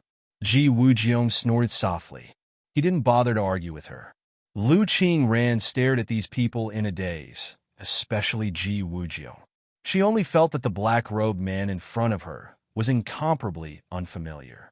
They had clearly accompanied each other all the way, and she felt that she already understood him very well.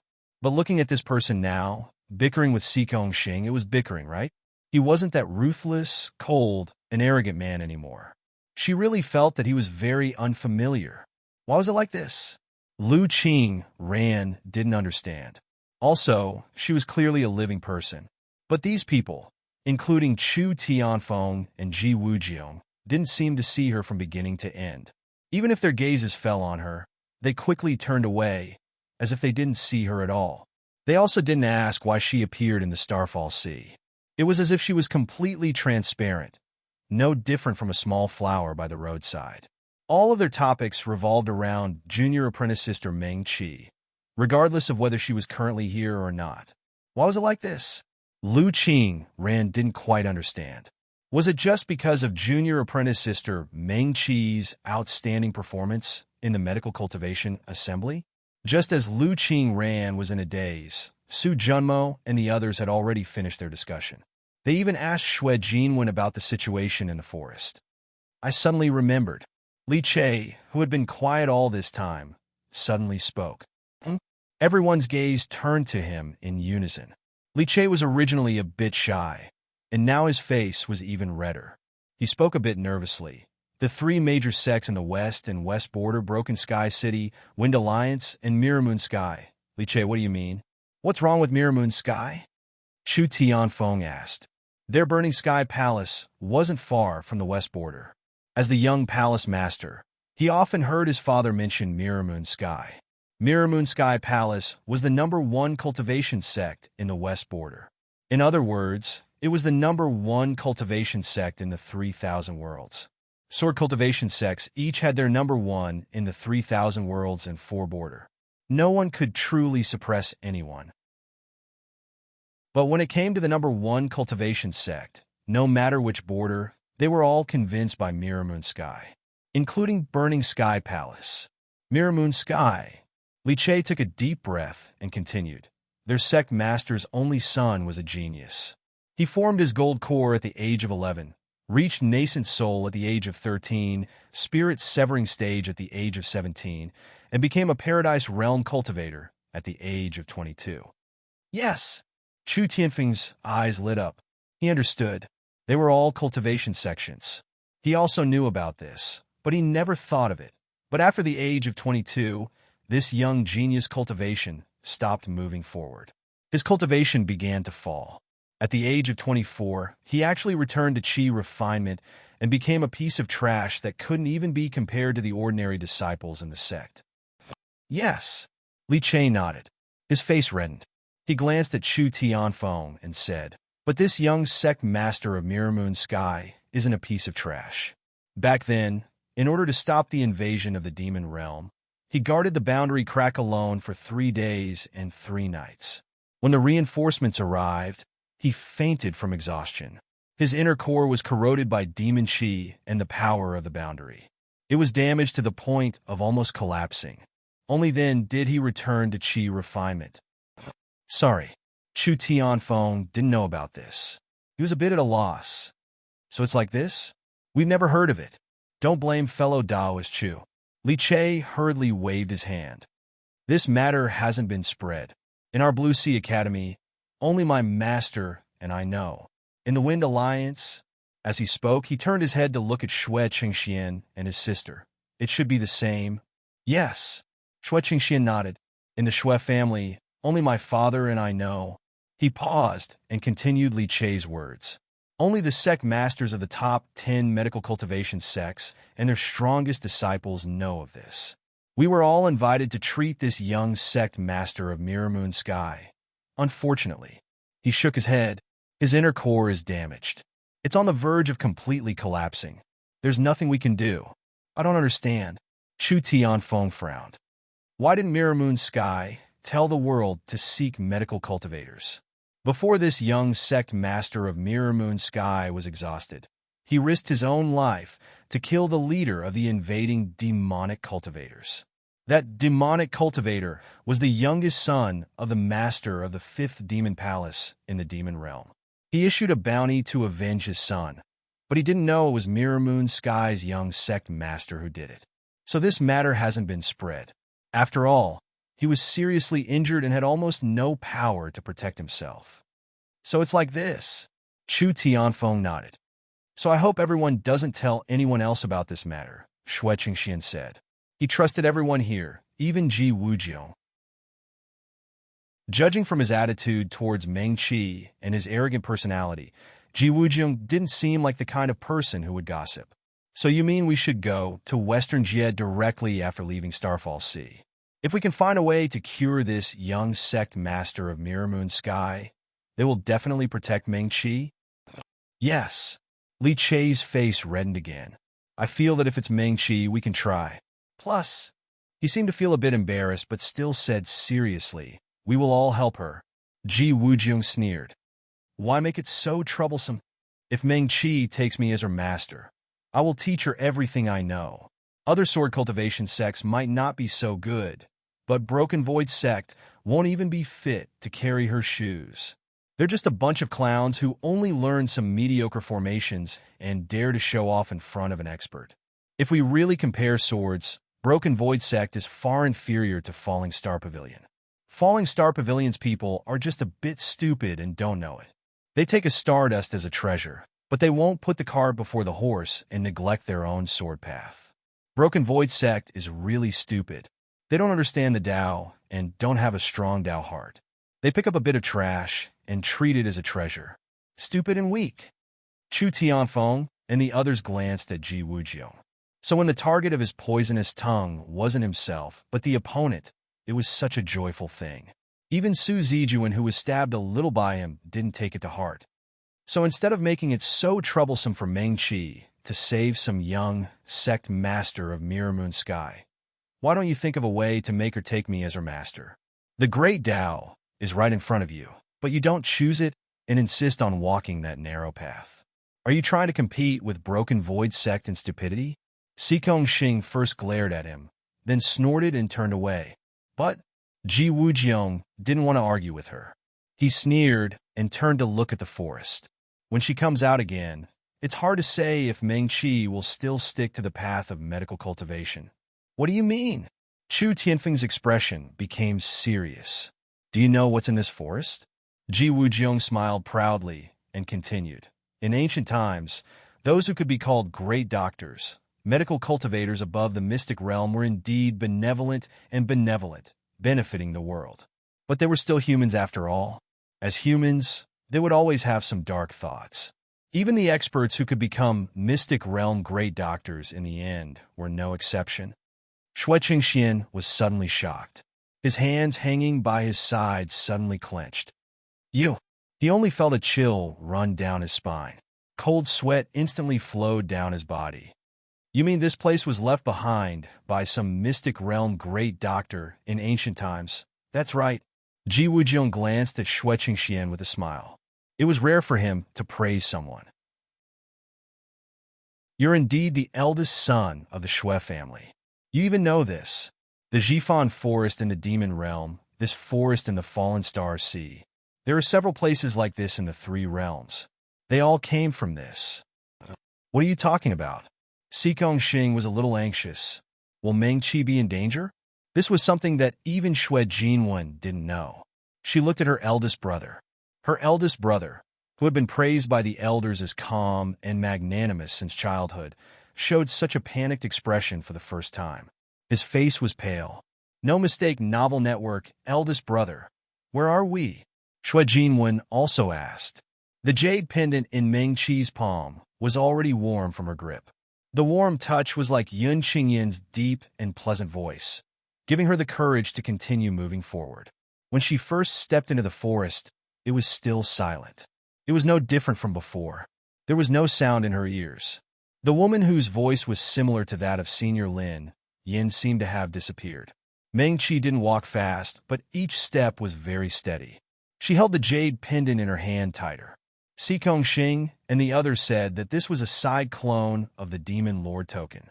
Yun Qingyan gave it to her without hesitation. Was this okay? Little sister. Before Meng Qi could finish her thought, the voice from before sounded in her ears again. You're here again? She was sure that the voice was indeed very similar to Lin Yan's. However, compared to Lin Yan in the barrier, this voice sounded more innocent and even had an indescribable charm. It was more seductive. But I knew you would come again. After all, I still have your little lover here. That voice said, he. She chuckled. The laughter was as pleasant as silver bells, with an indescribable charm. Do you want to know what your little lover said when you left just now? Senior. Meng Qi opened her mouth. She completely ignored the other party's question. She didn't know if the other party could hear her voice either. She asked directly, Are you Senior Lin Yin? The voice paused. You know me? Senior. Meng Qi breathed a sigh of relief. It really is Senior Lin Yin. She clasped her hands in fists and bowed respectfully to the front. Junior Meng Qi greets Senior. Hey. Lin Yin giggled again. Don't be in a hurry to call me Senior. Where did you get your 5-spirit cauldron? Where's your medical practice manual? Meng Qi said respectfully. Both the 5-spirit cauldron and the medical practice manual were given to me by Senior. I don't believe it. Lin Yin said, How could I give these two things to a little golden core cultivator? Take out the bamboo slip for the 5-spirit cauldron and show it to me. I set a restriction on it, so I'll understand at a glance. Meng Qi was just about to speak when a hand suddenly reached out from behind her and grasped her hand. She's lying to you. Let's go. Meng Qi was stunned. A soft and cool white sleeve brushed against her wrist. She turned her head, and the white-robed man was already holding her hand and walking forward quickly. Qing Yanzhenjun. For a moment, Meng Qi couldn't believe her eyes. She looked at the white-robed man standing beside her and murmured, Why are you here? Didn't the sky observation mirror come and go? Your injury, you. Sure. Yun Qingyan smiled at her and interrupted her. He didn't stop walking, and his palm holding Meng Qi's hand was warm. Come with me first. I'd like to recommend my friend Lang Yan's new scam. On the way to marriage, she discovers that her husband has been crippled. Jinhua County Princess Zhao Lingwei had 3 wishes. First, she wanted to ruin her own reputation and make the envoys of various countries who came to ask for the betrothal flinch. But she failed because having many male confidants was a sign of great charm in the eyes of various countries in the Western region. Second, she wanted to help her father ascend the throne. The crown prince's daughter couldn't be sent to a political marriage, right? But she just couldn't, since this was heaven's will. Then if she wanted to do something, she would do something big. She wanted to be the queen. In order to please her future husband, Zhao Lingwei wrote a love letter to the crown prince of the Wei Kingdom, who was rumored to have a terrifying face and looked like a ghost before she got married. Who would have thought that she would receive news that her husband had been crippled on the way to the marriage alliance, and that his life and death were unknown? Zhao Lingwei was speechless, but she didn't give up. She turned to the boy toy she picked up and said seriously, Ching Ching, I see that your eyes are the same color as the crown prince of the Wei Kingdom. Why don't you pretend to be the crown prince of the Wei Kingdom, and the two of us work together to defeat the Wei Kingdom? It doesn't matter who the crown prince of the Wei Kingdom is. It's more important that I become the queen. The crown prince of the Wei Kingdom, who was picked up the love letter with the words, I swear to follow you until death, and I will never leave you, and fell into deep thought.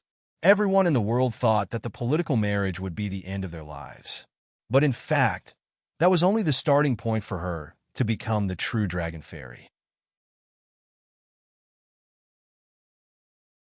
Chapter 127. Meng Qi was in a daze for a moment. She didn't even react when Yun Qingyan held her hand and ran for a long distance. She subconsciously looked down at her wrist. The man's slender fingers were warm and strong as they pressed against her palm. The originally silent forest seemed to have become a little different. At least, she could hear her heart beating faster and faster in her ears. Qing Yanzhenjun. Meng Qi opened her mouth and murmured. He should be able to hear her voice, just like she had heard his voice just now. Yun Qingyan turned his head and smiled at her. His eyebrows relaxed, and he seemed to be in a very good mood. Meng Qi's face suddenly became a little hot. Even though they were still in the Starfall Sea and in this treacherous forest, she didn't seem to be nervous or afraid anymore. With Yun Qingyan by her side, there was nothing to be afraid of when she was with him. Yun Qingyan slowly slowed down. The forest was still very dark. They had already run for a long distance, but they still hadn't reached the open space where Pei Mufeng and the others were just now. Meng Qi's dazed mind finally began to clear up. She looked around, looked at the slowly walking man, and asked, "Qing Yanzhenjun, why are you here?" Yun Qingyan smiled at her and didn't say anything. He was still holding Meng Qi's hand, as if this was the most natural thing to do. The two of them walked slowly in the forest, hand in hand. Meng Qi was in a daze for a moment. It was as if they weren't in the Starfall Sea, but in a beautiful garden with birds and flowers. They were strolling leisurely. "The person who spoke to me just now." The two of them walked for a long time before Meng Qi murmured, "Was it really Senior Lin Yin?" She was a little confused. What was going on in this place? Why did she run into Senior Lin Yin? "Yes." Yun Qingyan nodded casually. He suddenly raised his finger, and a gust of wind shot up. 2 leaves fluttered and landed on his palm. He handed the leaf to Meng Qi. Meng Qi opened his hand and caught the leaf. He looked down at his palm. They were 2 small, emerald-like leaves. It was heart-shaped and slightly thick. In the middle of the leaf, there was a small, bright red mark that looked like a raindrop. It looked rather strange. "This is..." Meng Qi frowned and quickly tried to recall. "Ah!" She couldn't help but cry out in surprise. She suddenly remembered, "This is falling heart wood." Meng Qi held the 2 small leaves and sniffed them. A faint fragrance assaulted his nostrils. It was very similar to the elegant fragrance of the girls in the countryside when it rained. It also had the smell of bamboo leaves. It was very pleasant to the nose.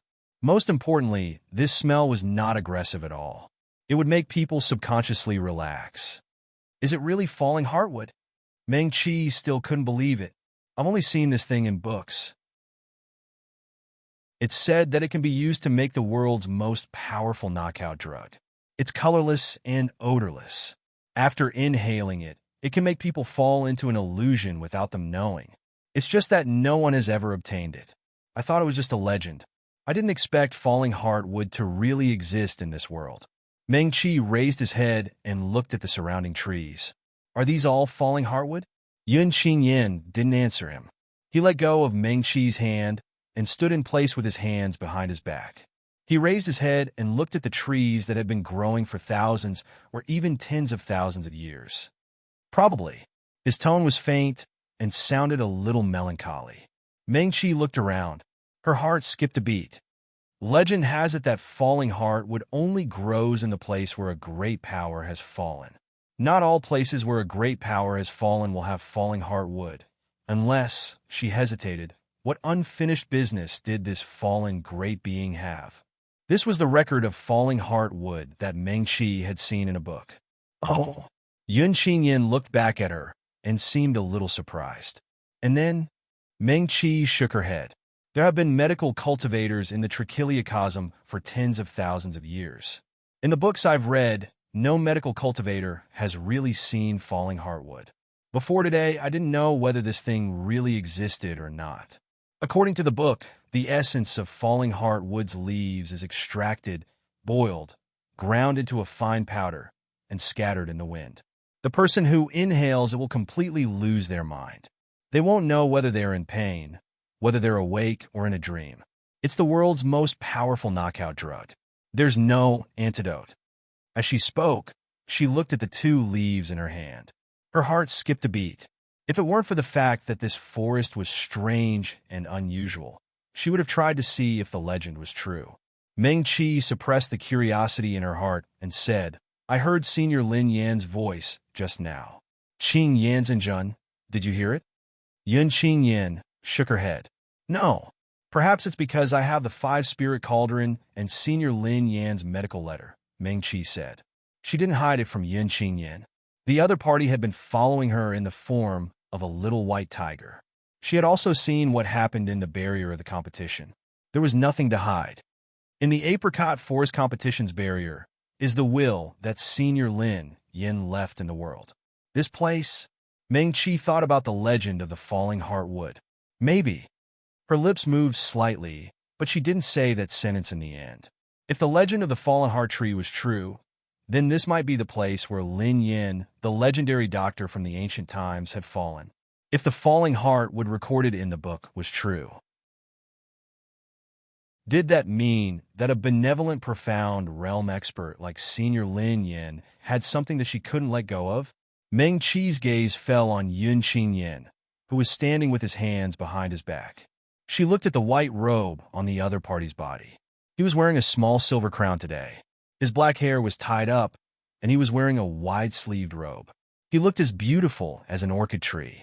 Meng Qi opened her mouth and looked around. Yun Qingyin was holding her hand just now, so she didn't notice where they went at all. Now it seemed that they weren't going to the open space where Pei Mufeng and the others were. Qing Yanzhenjun. Meng Qi lowered her hand and clenched the jade token in her other hand. I haven't thanked you yet. Thanks to your jade token, I was able to bring my friends out of this forest. She paused and said, but Pavilion Master Pei and the others are still in the forest. Let's take them out first, okay? Pavilion Master Pei? Yun Qingyin turned around and looked at Meng Qi. You want to leave? This place is a bit strange. If it weren't for the token Qing Yanzhenjun gave me, I wouldn't have been able to pass through it smoothly. My friends are trapped here, and the longer they stay, the more dangerous it is for them. So I want to take them out first. Meng Qi paused for a moment upon saying this. When she spoke again, her voice was even lower than before. They all thought I fell into the Starfall Sea and came to save me. After I take them out of here safely, Qing Yanzhenjun, if you don't plan to leave, I should also stay and serve you. As Meng Qi spoke, she subconsciously held the jade token in her hand tighter.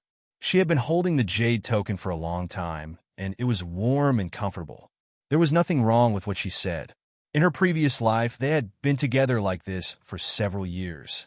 Yun Qingyin was very strong, but he was very easygoing. With his cultivation level, he didn't need to eat when he met Meng Qi. However, Meng Qi was only in the Zhuji realm at that time, so she couldn't completely abstain from eating. Besides, she also liked to eat. So when the two of them lived in seclusion in the valley, Meng Qi often went to look for fresh fruits and vegetables, edible spiritual flowers, spiritual herbs, and spiritual fruits, and even snacks sold in the town to bring back to the mountain.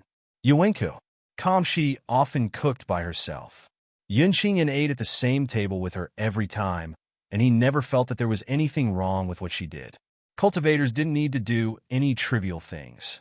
Cleaning, tidying up the room, washing clothes, and picking vegetables, these kinds of things that ordinary people needed to do, cultivators could do it with just a spell. Occasionally, when there were some things that needed to be done, such as dealing with strange beasts, planting spiritual flowers, and spiritual herbs, Meng Qi would obediently rush to do them all herself. It wasn't wrong to say that Meng Qi served him and respected him as a master. What she said was nothing, but Meng Qi's voice became softer and softer. She also didn't know why she was like this. The jade token was still in her hand, and it was warm. But even she could feel that there was something different between her and Yun Qingyan. The white-robed man glanced at her out of the corner of his eyes and changed the topic. "You're going to find them?" "Yes." Meng Qi stilled but still nodded. She faintly felt that something wasn't right, but she couldn't put her finger on it. "All right." Yun Qingyan nodded slightly, identified the direction, and continued to walk forward. Qing Yanzhenjun. Meng Qi hurriedly followed. "Are you familiar with this place?" she asked. What she was more curious about was that after Yun Qingyan appeared, the sounds in the forest started to increase. The wind rustled the leaves, and the occasional sound of insects. The birds started to become active, and the clear sounds of birds would occasionally come from the depths of the forest. When they spoke, they could hear each other's voices. Yun Qingyan didn't answer Meng Qi's question and slowly walked forward. His steps weren't big, and his boots stepped on the withered leaves on the ground, making a cha-cha sound. Meng Qi bent down and picked up a few withered leaves. In the middle of the withered leaves, She could still see the red mark that looked like a water droplet. I don't know if Senior Lin Yan has any unfinished business. Meng-Chi opened her palm and looked at the withered leaves that were blown by the wind. Qing Yanzhenjun. She turned to Yun Qingyan and asked, do powerhouses like you and Senior Lin Yan also have regrets? She sighed softly. Since Senior Lin Yan, there hasn't been a profound realm great doctor among the medical cultivators. In addition to the disputes of the three realms for tens of thousands of years, some medical cultivation sects were cut off. 3,000 years ago, the only ninth realm great perfection medical cultivator also died during the immortal tribulation. After that, there weren't any ninth realm great doctors. Yun Qingyan responded casually, as if he wasn't interested in these things. Meng-Chi obediently shut her mouth and didn't say anything else. She followed behind him silently. She didn't know why she suddenly mentioned this. It was probably because they had spent several years together in her previous life. Although the two of them weren't master and disciple, they talked about everything. They talked about the secrets of the three realms, the difficulties or chores they encountered during cultivation, and the people Meng-Chi saved when she occasionally went out to look for medicine or when she was training. Yun Qingyan would sometimes leave for half a month or 20 days. During that time, things big and small happened. He would always listen to Meng-Chi patiently, and sometimes he would talk about his own things. Meng-Chi was used to getting along with him like that. She had long been used to speaking directly and saying whatever was on her mind. She would even cry and laugh whenever she wanted to, because she took a step forward, but her mind was a little absent-minded. Because Yun Qingyan had never shown the slightest impatience or disdain in front of her, even though he was so strong and his cultivation was far superior to hers. But right now, Yun Qingyan didn't seem to want to talk. Meng-Chi gently bit her lower lip. She obediently shut her mouth and didn't say anything else. She just silently followed behind Yun Qingyan for a distance. It was difficult to tell directions in this forest. It was a little dark, and all the trees looked the same. The last time she came in, she followed the location of the signal fireworks and walked straight in that direction. She found Xue Jinwen and the others. After being pulled for a distance just now, she couldn't tell north from south. Fortunately, Yun Qingyan was leading the way in front. The two of them walked for a while and turned around a few tall trees. Sure enough, the front suddenly opened up. Meng-Chi hurriedly quickened her pace and walked forward. Pei Mufeng and Lu Qingran were still in the open space in the forest. She didn't know if something had happened to them. She was a little worried. She didn't notice that Yun Qingyan suddenly stopped and let her walk past her. Meng-Chi had just walked to the edge of the open space when she suddenly stopped. There was indeed a small open space in the forest in front of her, but there was no sign of Pei Mufeng and Lu Qingran. Here, Meng-Chi suddenly turned her head and looked behind her. Qing Yanzhenjun. Behind her, Yun Qingyan also disappeared. The forest became quiet again. The rustling of leaves, the chirping of birds, and the chirping of insects seemed to disappear in an instant. Ha ha ha! Lin Yan's bell-like laughter sounded in Meng-Chi's ears. Little sister, are you looking for your little lover? But she giggled. The more pleasant her laughter was, the more demonic it sounded. But I'm very curious. Who is your little lover? Is it those young cultivators waiting outside the forest, or the little cultivator in the open space who is good with the sword? Or where's the white-robed male cultivator you've always been thinking about and hiding in your heart? Senior Lin Yan. Meng-Chi's expression became serious, and she looked ahead. Lin Yan's voice seemed to sound in her ears. It seemed to be very close, but also seemed to be very far.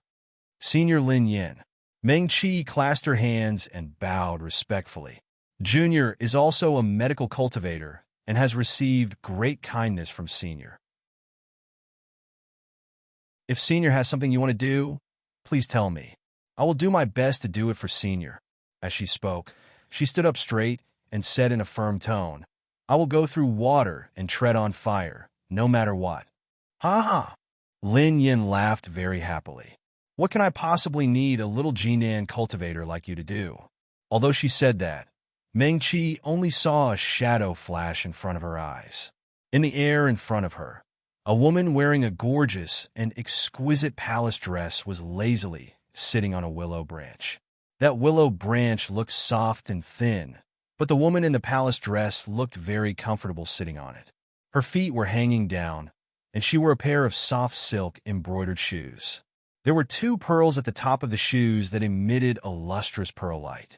At a glance, one could tell that it was not an ordinary item. The woman in the palace dress swayed her feet lightly. She held her chin with one hand and looked down at Meng Qi with a smile that was not a smile. "Tell me, what can you do for me?" "Senior, Lin Yan?" Meng Qi murmured and couldn't help but blink lightly. The woman in front of her was bright and moving. Her light smile was enough to cause the downfall of a city. On her peerlessly beautiful face, there was even a hint of innocence in her smile. She looked at Meng Qi with one hand holding her chin, her eyes moving and extremely lively. Meng Qi could be considered to have seen many beauties. Si Kongxing, Lu Qingran, the Shui sisters. They were all great beauties that could be ranked in the top of the 3,000 worlds. But they were not as good as this senior Lin Yan. This, tens of thousands of years ago, her medical skills were unparalleled in the world.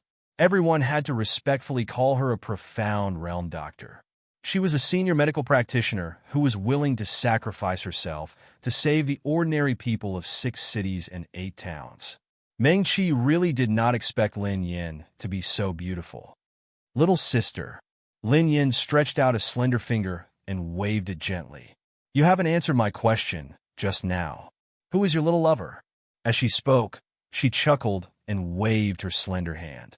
A vine suddenly hung down from a tree beside her. A man in a black robe was tied to the vine. Pei Mufeng. Meng Qi immediately recognized the man tied to the tree by the vine. It was the pavilion master of the Falling Star Pavilion, Pei Mufeng. The other party lowered his head and seemed to have fainted. "Or," Lin Yan waved her hand again. Another vine hung down from another tree. On the vine that was as thick as a child's arm, the head of the black-robed young man hung low. His long black hair fell on his chest. Chu Tianfeng.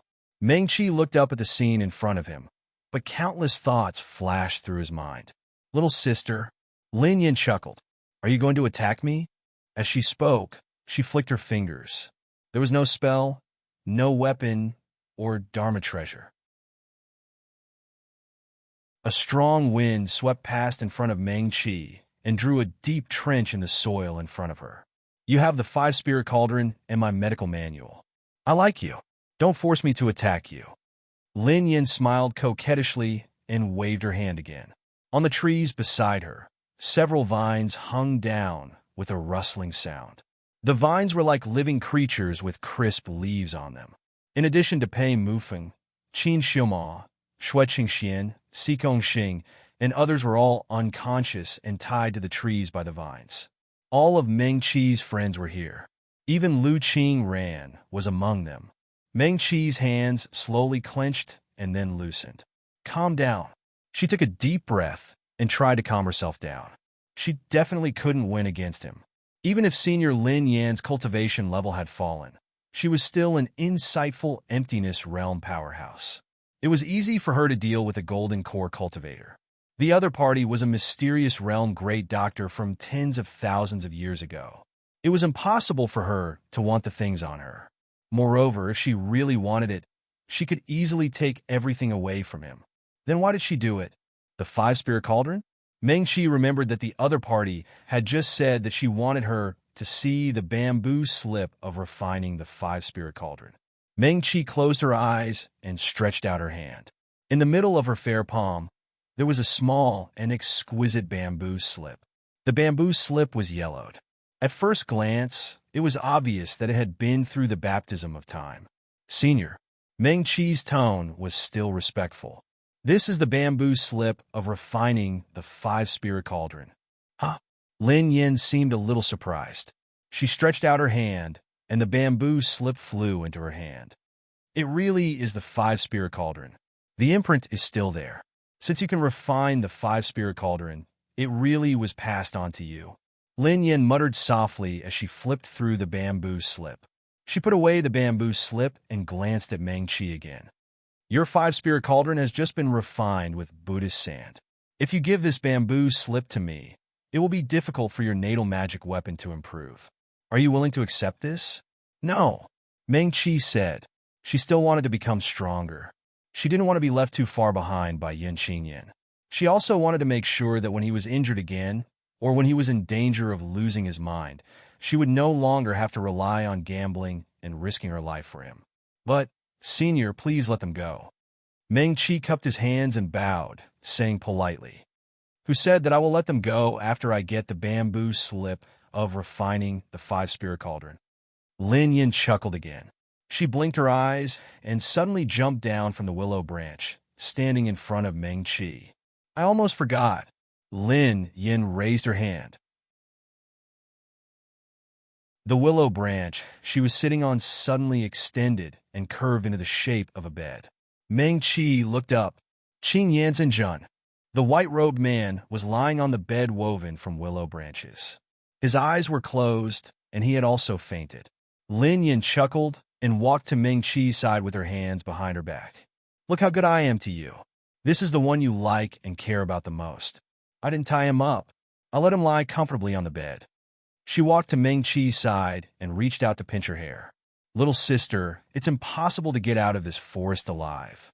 But Lin Yin smiled and said, Since my five-spirit cauldron and medical practice manual are with you, it can be considered that we are fated. So, she said, I'll give you a chance to save them. Meng-Chi's hands hanging by her sides clenched and then slowly loosened. You like this guy the most, right? Lin Yin said and gently shook her finger at the bed woven from willow branches. The bed, along with Yin Qingyan, swayed in the air. Meng-Chi bit her lower lip and didn't say anything. Even if you don't say anything, you can't hide from me, Lin Yin said with certainty. There's nothing in this forest that can hide from me. As for me, she circled around Meng-Chi and looked at her. I need their spiritual aura. Meng-Chi's heart suddenly stirred. Spiritual aura? Yes. Lin Yin nodded. But since we're fated to be together, I can give you a chance. It's not bad that you know Falling Heartwood. Meng-Chi didn't say anything. Lin Yin didn't seem to want to wait for her to speak. She continued, You're in the Golden Core realm, and your medical skills have reached such a high level. What's rare is that your mind is nimble. Meng-Chi's heart stirred.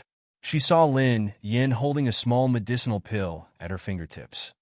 You can actually think of a way to fuse formations and medicinal pills into one.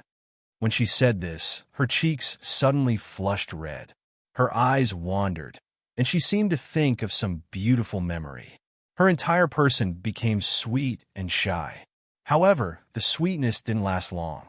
Lin Yan's expression became more and more gloomy. She seemed to be infatuated.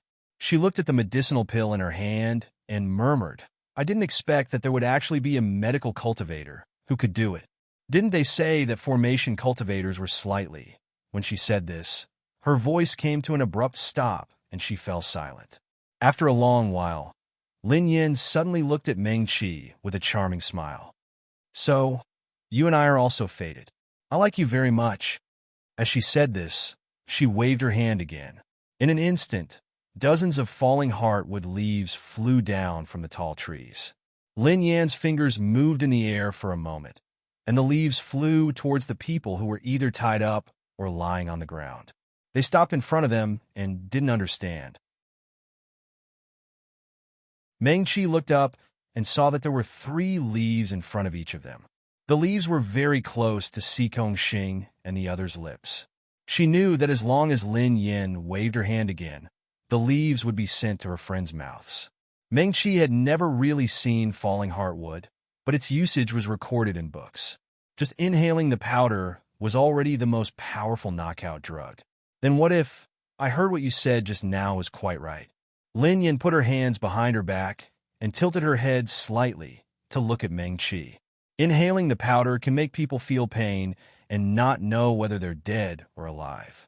They'll be muddle-headed, and there's no antidote for it. They can only wait for the drug to dissipate.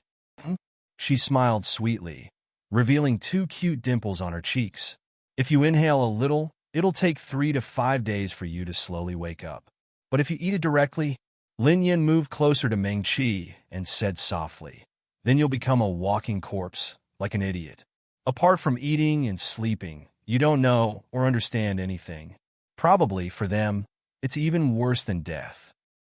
So, little sister, Lin Yin raised her arm and drew a semicircle in front of her. You choose. Choose what? Meng Qi's voice became a little dry. She vaguely guessed Lin Yan's meaning. But why? This Lin Yin was completely different from the one he had met at the tournament. But the other party knew about the five-spirit cauldron, knew about the medical handbook, and her voice was the same. It wasn't that Meng Qi didn't suspect that the other party wasn't Lin Yin. But was there any difference whether she was Lin Yin or not? No. She was so strong. Even Qin Yanzijin, Meng Qi took a deep breath and tried to calm herself down. Choose what? Him or them? Lin Yin chuckled. What about your most beloved little lover? Or these people that you like less? Why don't you choose one? She paused and said, I can let you and the person you choose go. As for the rest, they must stay and eat my fallen heart tree leaves and be driven by me until they die. Can't she control you rich people? She thought that she could win the rest of her life by following her grandfather home. But why didn't anyone tell her that the heir chosen by her grandfather, before he found her, was actually her former regent? Everyone in the upper-class circle knew that Hu Chunxiao, the heir of the richest man in Pei City, was cold and intolerant. As soon as Pei Xia returned, she accidentally knocked over the birdcage and released his thrush bird. Everyone thought that she was dead, but unexpectedly, Hu Chunxiao just bent his knee and reached out to tie her shoelaces. Don't apologize. Don't be afraid. Everyone. Pei Xia. After Pei Xia transferred to Hu Chunxiao's school, she found that the regent was not the only one who had transmigrated.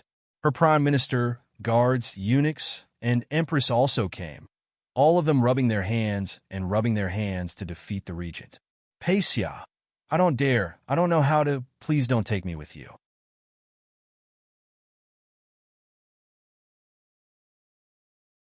Chapter 128. What? Meng Qi thought she had heard wrong. I just said, Lin Yin paced in front of her. If you choose, it's him. She pointed into the air and happily drew a semicircle. It's still them. Meng Qi stood with her hands at her sides, as though she did not hear Lin Yan's words. I'll give you some time to consider. Lin Yin propped up her chin. She waved her hand, and a stick of incense floated in front of Meng Qi. With a flick of her finger, white smoke rose from the incense stick, and a sweet fragrance wafted from it. 30 minutes. She waved her hand again. New willow branches silently came out of the air and weaved into the shape of a swing. Lin Yin happily sat on the swing. Her legs kicked, and she really started to swing. Meng Qi. She looked at Lin Yin and then looked into the air. On the big tree, the heads of her friends were all hanging down, tied tightly by vines and hanging in the air.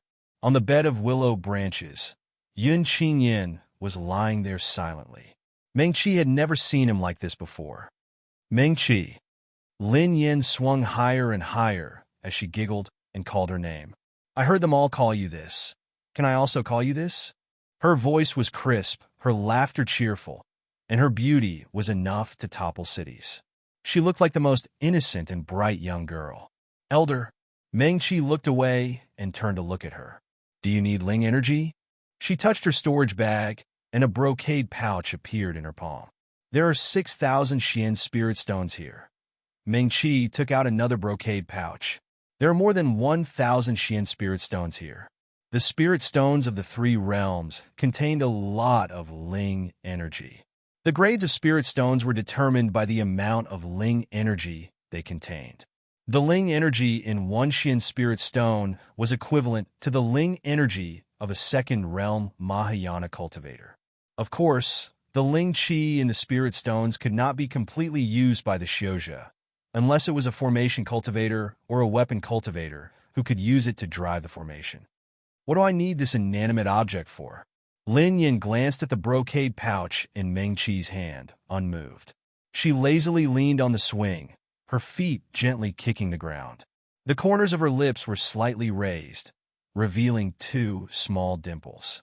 As the swing swayed, the pearl on her head also swayed gently, making her look innocent and cute. However, the words that came out of her mouth could not be more cruel and heartless. Hurry up and choose, Ming-Chi. Half an incense stick's worth of time has already passed. At that time, if you still don't choose, they will all be mine. As Lin Yin spoke, he laughed again. He stretched out his hand and drew a big arc in the air. His eyebrows and eyes were full of smiles. I've already made an exception for you. The cultivators who came here before didn't even have the chance to choose. Furthermore, Lin Yan's gaze landed on Ming-Chi's face. I will not harm you, Ming-Chi. She glanced at the thin incense stick.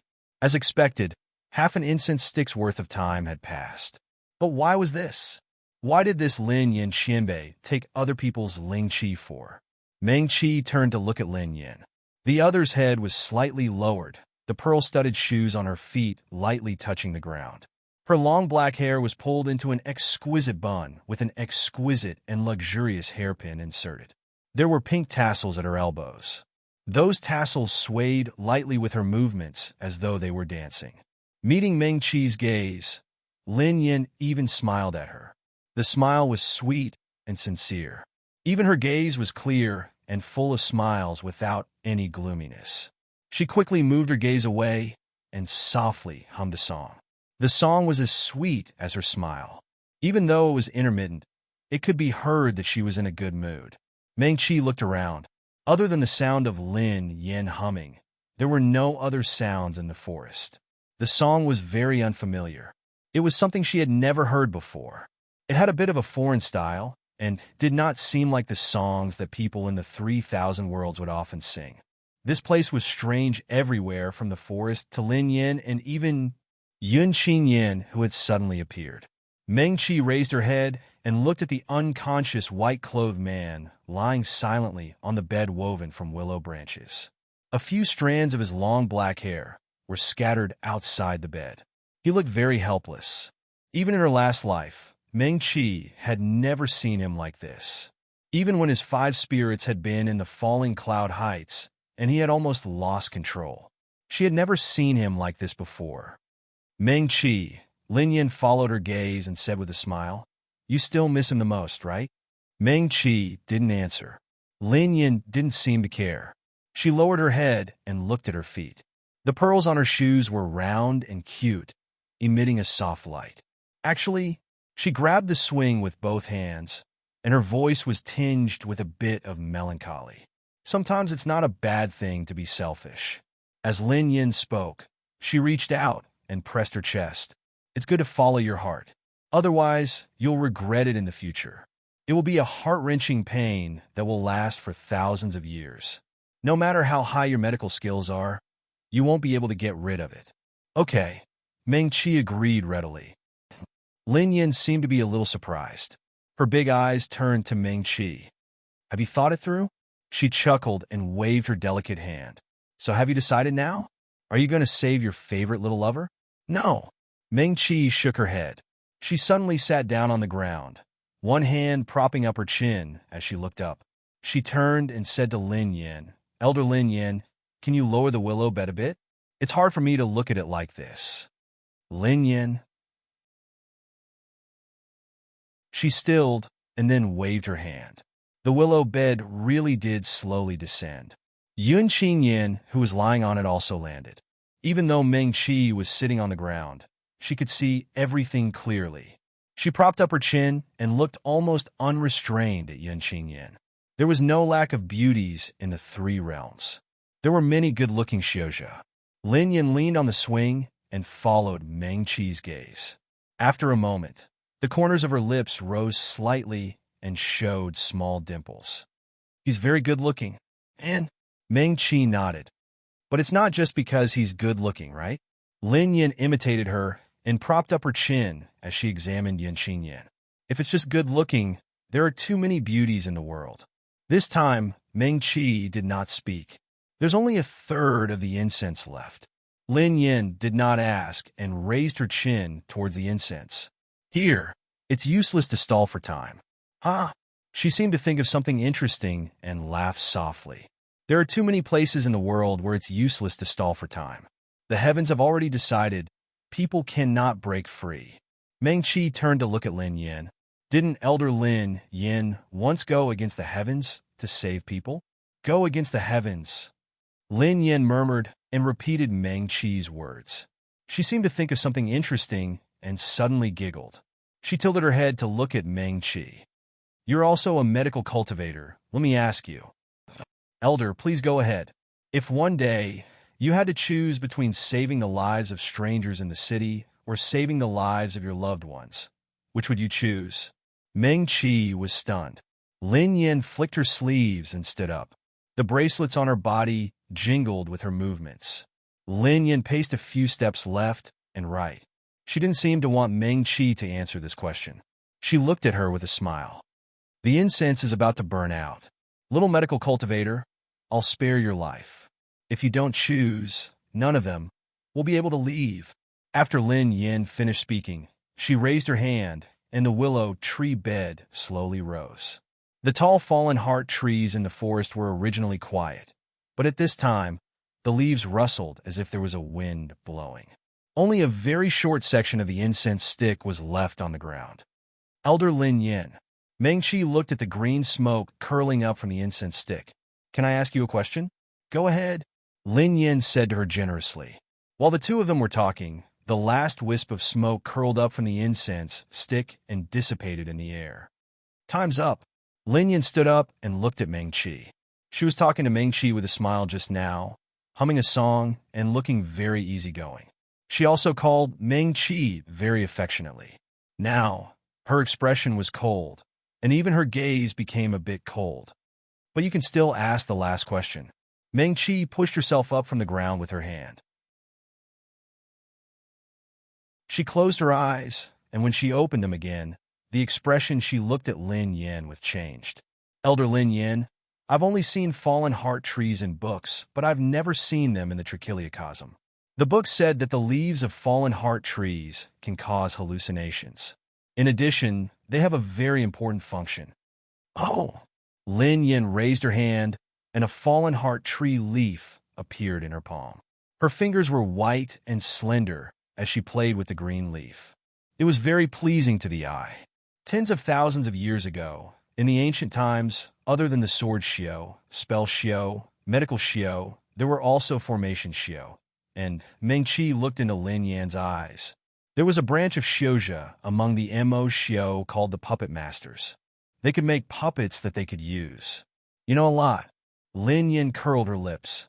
There is such a thing, Meng Qi continued. At first, the puppet masters would only use tree branches, fur, and oars to make puppets, but their power was limited and their fighting power was not strong. Later, they actually started to use living Xiaozhe to make puppets, bewitching them and causing the consciousness of these Xiaozhe to collapse. They could only listen to the orders of the puppet masters. This way, the puppet masters angered the public and were hunted down by Xiaozhe. Their inheritance was cut off. Lin Yin did not immediately respond this time. She raised her eyes to look at Meng Qi, light flashing through her eyes. The leaf of the fallen heart tree is something that the puppet masters need to control the Xiaozhe puppets. Meng Qi said, the strongest hallucinogen in the three realms only exists in books because it was destroyed by the ancient great powers when the puppet masters were killed. Lin Yan's eyes moved as she stared at Meng Qi for a long while. She suddenly laughed. Her bell-like laughter echoed in the forest. Other than that, there was no other sound. It did not sound sweet and was slightly eerie. Continue. Lin Yin stood and paced in front of Meng Qi.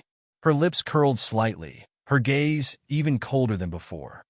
I didn't think that you would know so much at such a young age. Elder Lin Yin. Meng Qi raised his hands and bowed to Lin Yin. More than half of what this junior knows about the usage of the fallen heart tree comes from your medical practice letter. Oh. The last volume of the medical practice letter mentioned this fallen heart tree, Meng Qi said. Originally, only the first 2 volumes of the medical practice letter could be seen in her Ling Si. Later, when Yun Qingyin almost went mad, Meng-Chi opened the third volume of the medical practice letter and learned the 5 accumulations meditation scripture. Devour novel network. Not long ago, when she had stepped into the forest alone, your medical practice letter had floated silently in her Ling Sea. It suddenly gave off a faint light. The 7th volume, the last volume, Meng-Chi could see it now. The 7th volume of the medical practice letter. Meng-Chi hurriedly read the contents as he walked. The contents of the 7th volume of the medical practice letter might be some ideas that Lin Yin had not fully tested in the past, so the contents were slightly scattered. The Fallen Heart Tree was recorded in the book. Meng-Chi had seen the name Fallen Heart Tree in other books, but it was not as complete as Lin Yan's medical practice letter. It could be used to make knockout drugs and make people hallucinate. It also recorded that tens of thousands of years ago, puppet masters used the leaves of the Fallen Heart Tree to refine living cultivators into puppets, becoming the common enemy of the cultivators of the 3 realms. They were exterminated, and their inheritance was cut off.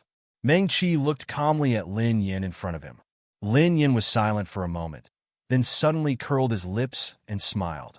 "So, you count as my disciples?" Meng-Chi took a deep breath.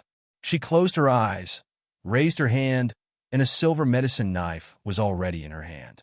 In her left hand, there was already a full handful of Xian spirit stones. "You want to attack me?" Lin Yin smiled sweetly. "Meng-Chi, I said I wouldn't kill you. But if you seek your own death, I won't be merciful." "Elder Lin Yin," Meng-Chi said coolly, "this junior not only knows about the Fallen Heart Tree, but also this Blue Fall Yellow Springs formation." Lin Yan's gaze suddenly became extremely sharp. "Elder Lin Yin, who do you want to revive?" Meng-Chi gripped the medicine knife in his hand tightly and suddenly retreated. "You dare!" Lin Yan's gaze turned cold. After seeing Meng-Chi's movements clearly, her voice suddenly became sharp. Her figure spread out, and she suddenly leapt towards Meng-Chi. She was dressed in a complicated and luxurious palace dress, the pendants on her body clinking, but her actions were fast and vicious. Lin Yan's palace sleeve fluttered, and her white and slender fingers gripped a medicine knife. Most medical cultivators would choose medicine knives as their weapon, and she was no exception. Meng-Chi's medicine knife had already stabbed into the ground. She had just retreated far enough, and in the blink of an eye, the medicine knife drew a crack in the ground. Meng-Chi raised her hand, and 7 or 8 mystic spirit stones fell into the crack she had just drawn. The spirit stones lit up, and the crack that was originally only a few inches deep suddenly spread rapidly to the surroundings, quickly rushing towards the Fallen Heart Tree closest to Meng-Chi. "Stop!" Lin Yin softly reprimanded. Her body swayed slightly, and the medicine knife in her hand was already in front of Meng-Chi's throat. "Elder Lin Yin." Meng-Chi took a deep breath and looked into Lin Yan's eyes. His gaze was sincere and fearless. "That's useless." "Heh," Lin Yin sneered. "It's not up to you to judge whether it's useful or not." "Elder Lin Yin." Meng-Chi's voice also rose a little. "Don't tell me you've forgotten that puppet masters were spurned by the 3 realms for refining living people into puppets." "So what?" Lin Yan's gaze was cold, and the medicine knife in his hand moved forward a little, leaving a faint red mark on Meng-Chi's slender neck. "Meng-Chi, you're also a medical cultivator. If your beloved dies in front of you, you have a glimmer of hope that you can save him. Will you save him, or won't you?" Meng-Chi was startled and didn't immediately answer. "You're hesitating," Lin Yin said softly. She paused and continued. "Hesitating means that you're moved." "Elder Lin Yin," Meng-Chi said, "I will hesitate and everyone will hesitate." But, before she finished speaking, Lin Yin flicked his finger. In midair in the forest, the bed made of willow branches suddenly began to move. The willow branches quickly shuttled back and forth, and Yun Qing Yin, who was lying on top of it, was lifted up. 2 tough willow branches were wrapped around his neck, and his entire body was suspended in midair. He was clearly still unconscious, but even so, he didn't wake up. His feet unconsciously kicked a few times in the air, and then his head tilted, and he stopped moving. What about now? Lin Yin chuckled softly and looked curiously at Meng Qi, whose eyebrows didn't even move. Aren't you worried about your little lover? Elder Lin Yin. Meng Qi took a deep breath. He's not my little lover. Oh. Lin Yin calmly responded. He's not? And Meng Qi sighed softly. Even if Elder Lin Yin made a move, he wouldn't be restrained so easily. I know that. Lin Yin stared blankly.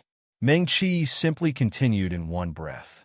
There are so many falling heart trees here, and the leaves of falling heart trees can make people hallucinate. So from the beginning, he wasn't real. When I stepped into the forest for the second time, Elder Lin Yin already made me inhale the knockout powder made of falling heart trees' leaves, so the person I saw was fake. Lin Yin seemed to be stunned again. Not only is there falling heart trees in this forest, there's also knockout powder, and 3 arrays, Meng Qi said again. You? Lin Yin looked up and down at Meng Qi. You actually saw through it? Aren't you a medical cultivator? Yes. Meng Qi nodded. That person, as she spoke, she looked up at the sky. Even if she knew that it was fake, Yin Qing Yin couldn't be restrained like this by Lin Yin. But looking at the white-robed man hanging on the willow branch, Meng Qi still felt very uncomfortable. That person taught me about arrays, she continued. Lin Yin sneered. No wonder you know. She put away the medicine knife, and her gaze fell on Meng Qi. Her expression became sullen. Although he's fake, there are still some real people here. Take a guess. Lu Qing ran, and Pei Mufeng are real, Meng Qi said without hesitation. You really know? Lin Yin snorted and took a step back. If Elder Lin Yin could really capture all the cultivators outside the forest, he wouldn't have spent so much effort to use Sister Shui and the others as bait to lure us here. Lin Yin tilted his head slightly. You're still calling me Elder? Meng Qi clasped her hands and bowed to the ground. Elder, you're a great doctor in the profound realm. Back then, in order to save people, you used up all your cultivation, causing you to fall to the insightful emptiness realm. Since then, your cultivation hasn't improved at all. You've always been someone I admire. Besides, she paused. In the boundary of the apricot forest competition, I got your 5-spirit cauldron and medical practice manual. Elder will always be elder. Meng Qi. Lin Yin stared at Meng Qi for a moment. You guessed right. The main array here is the blue sky underworld array. Meng Qi's heart skipped a beat.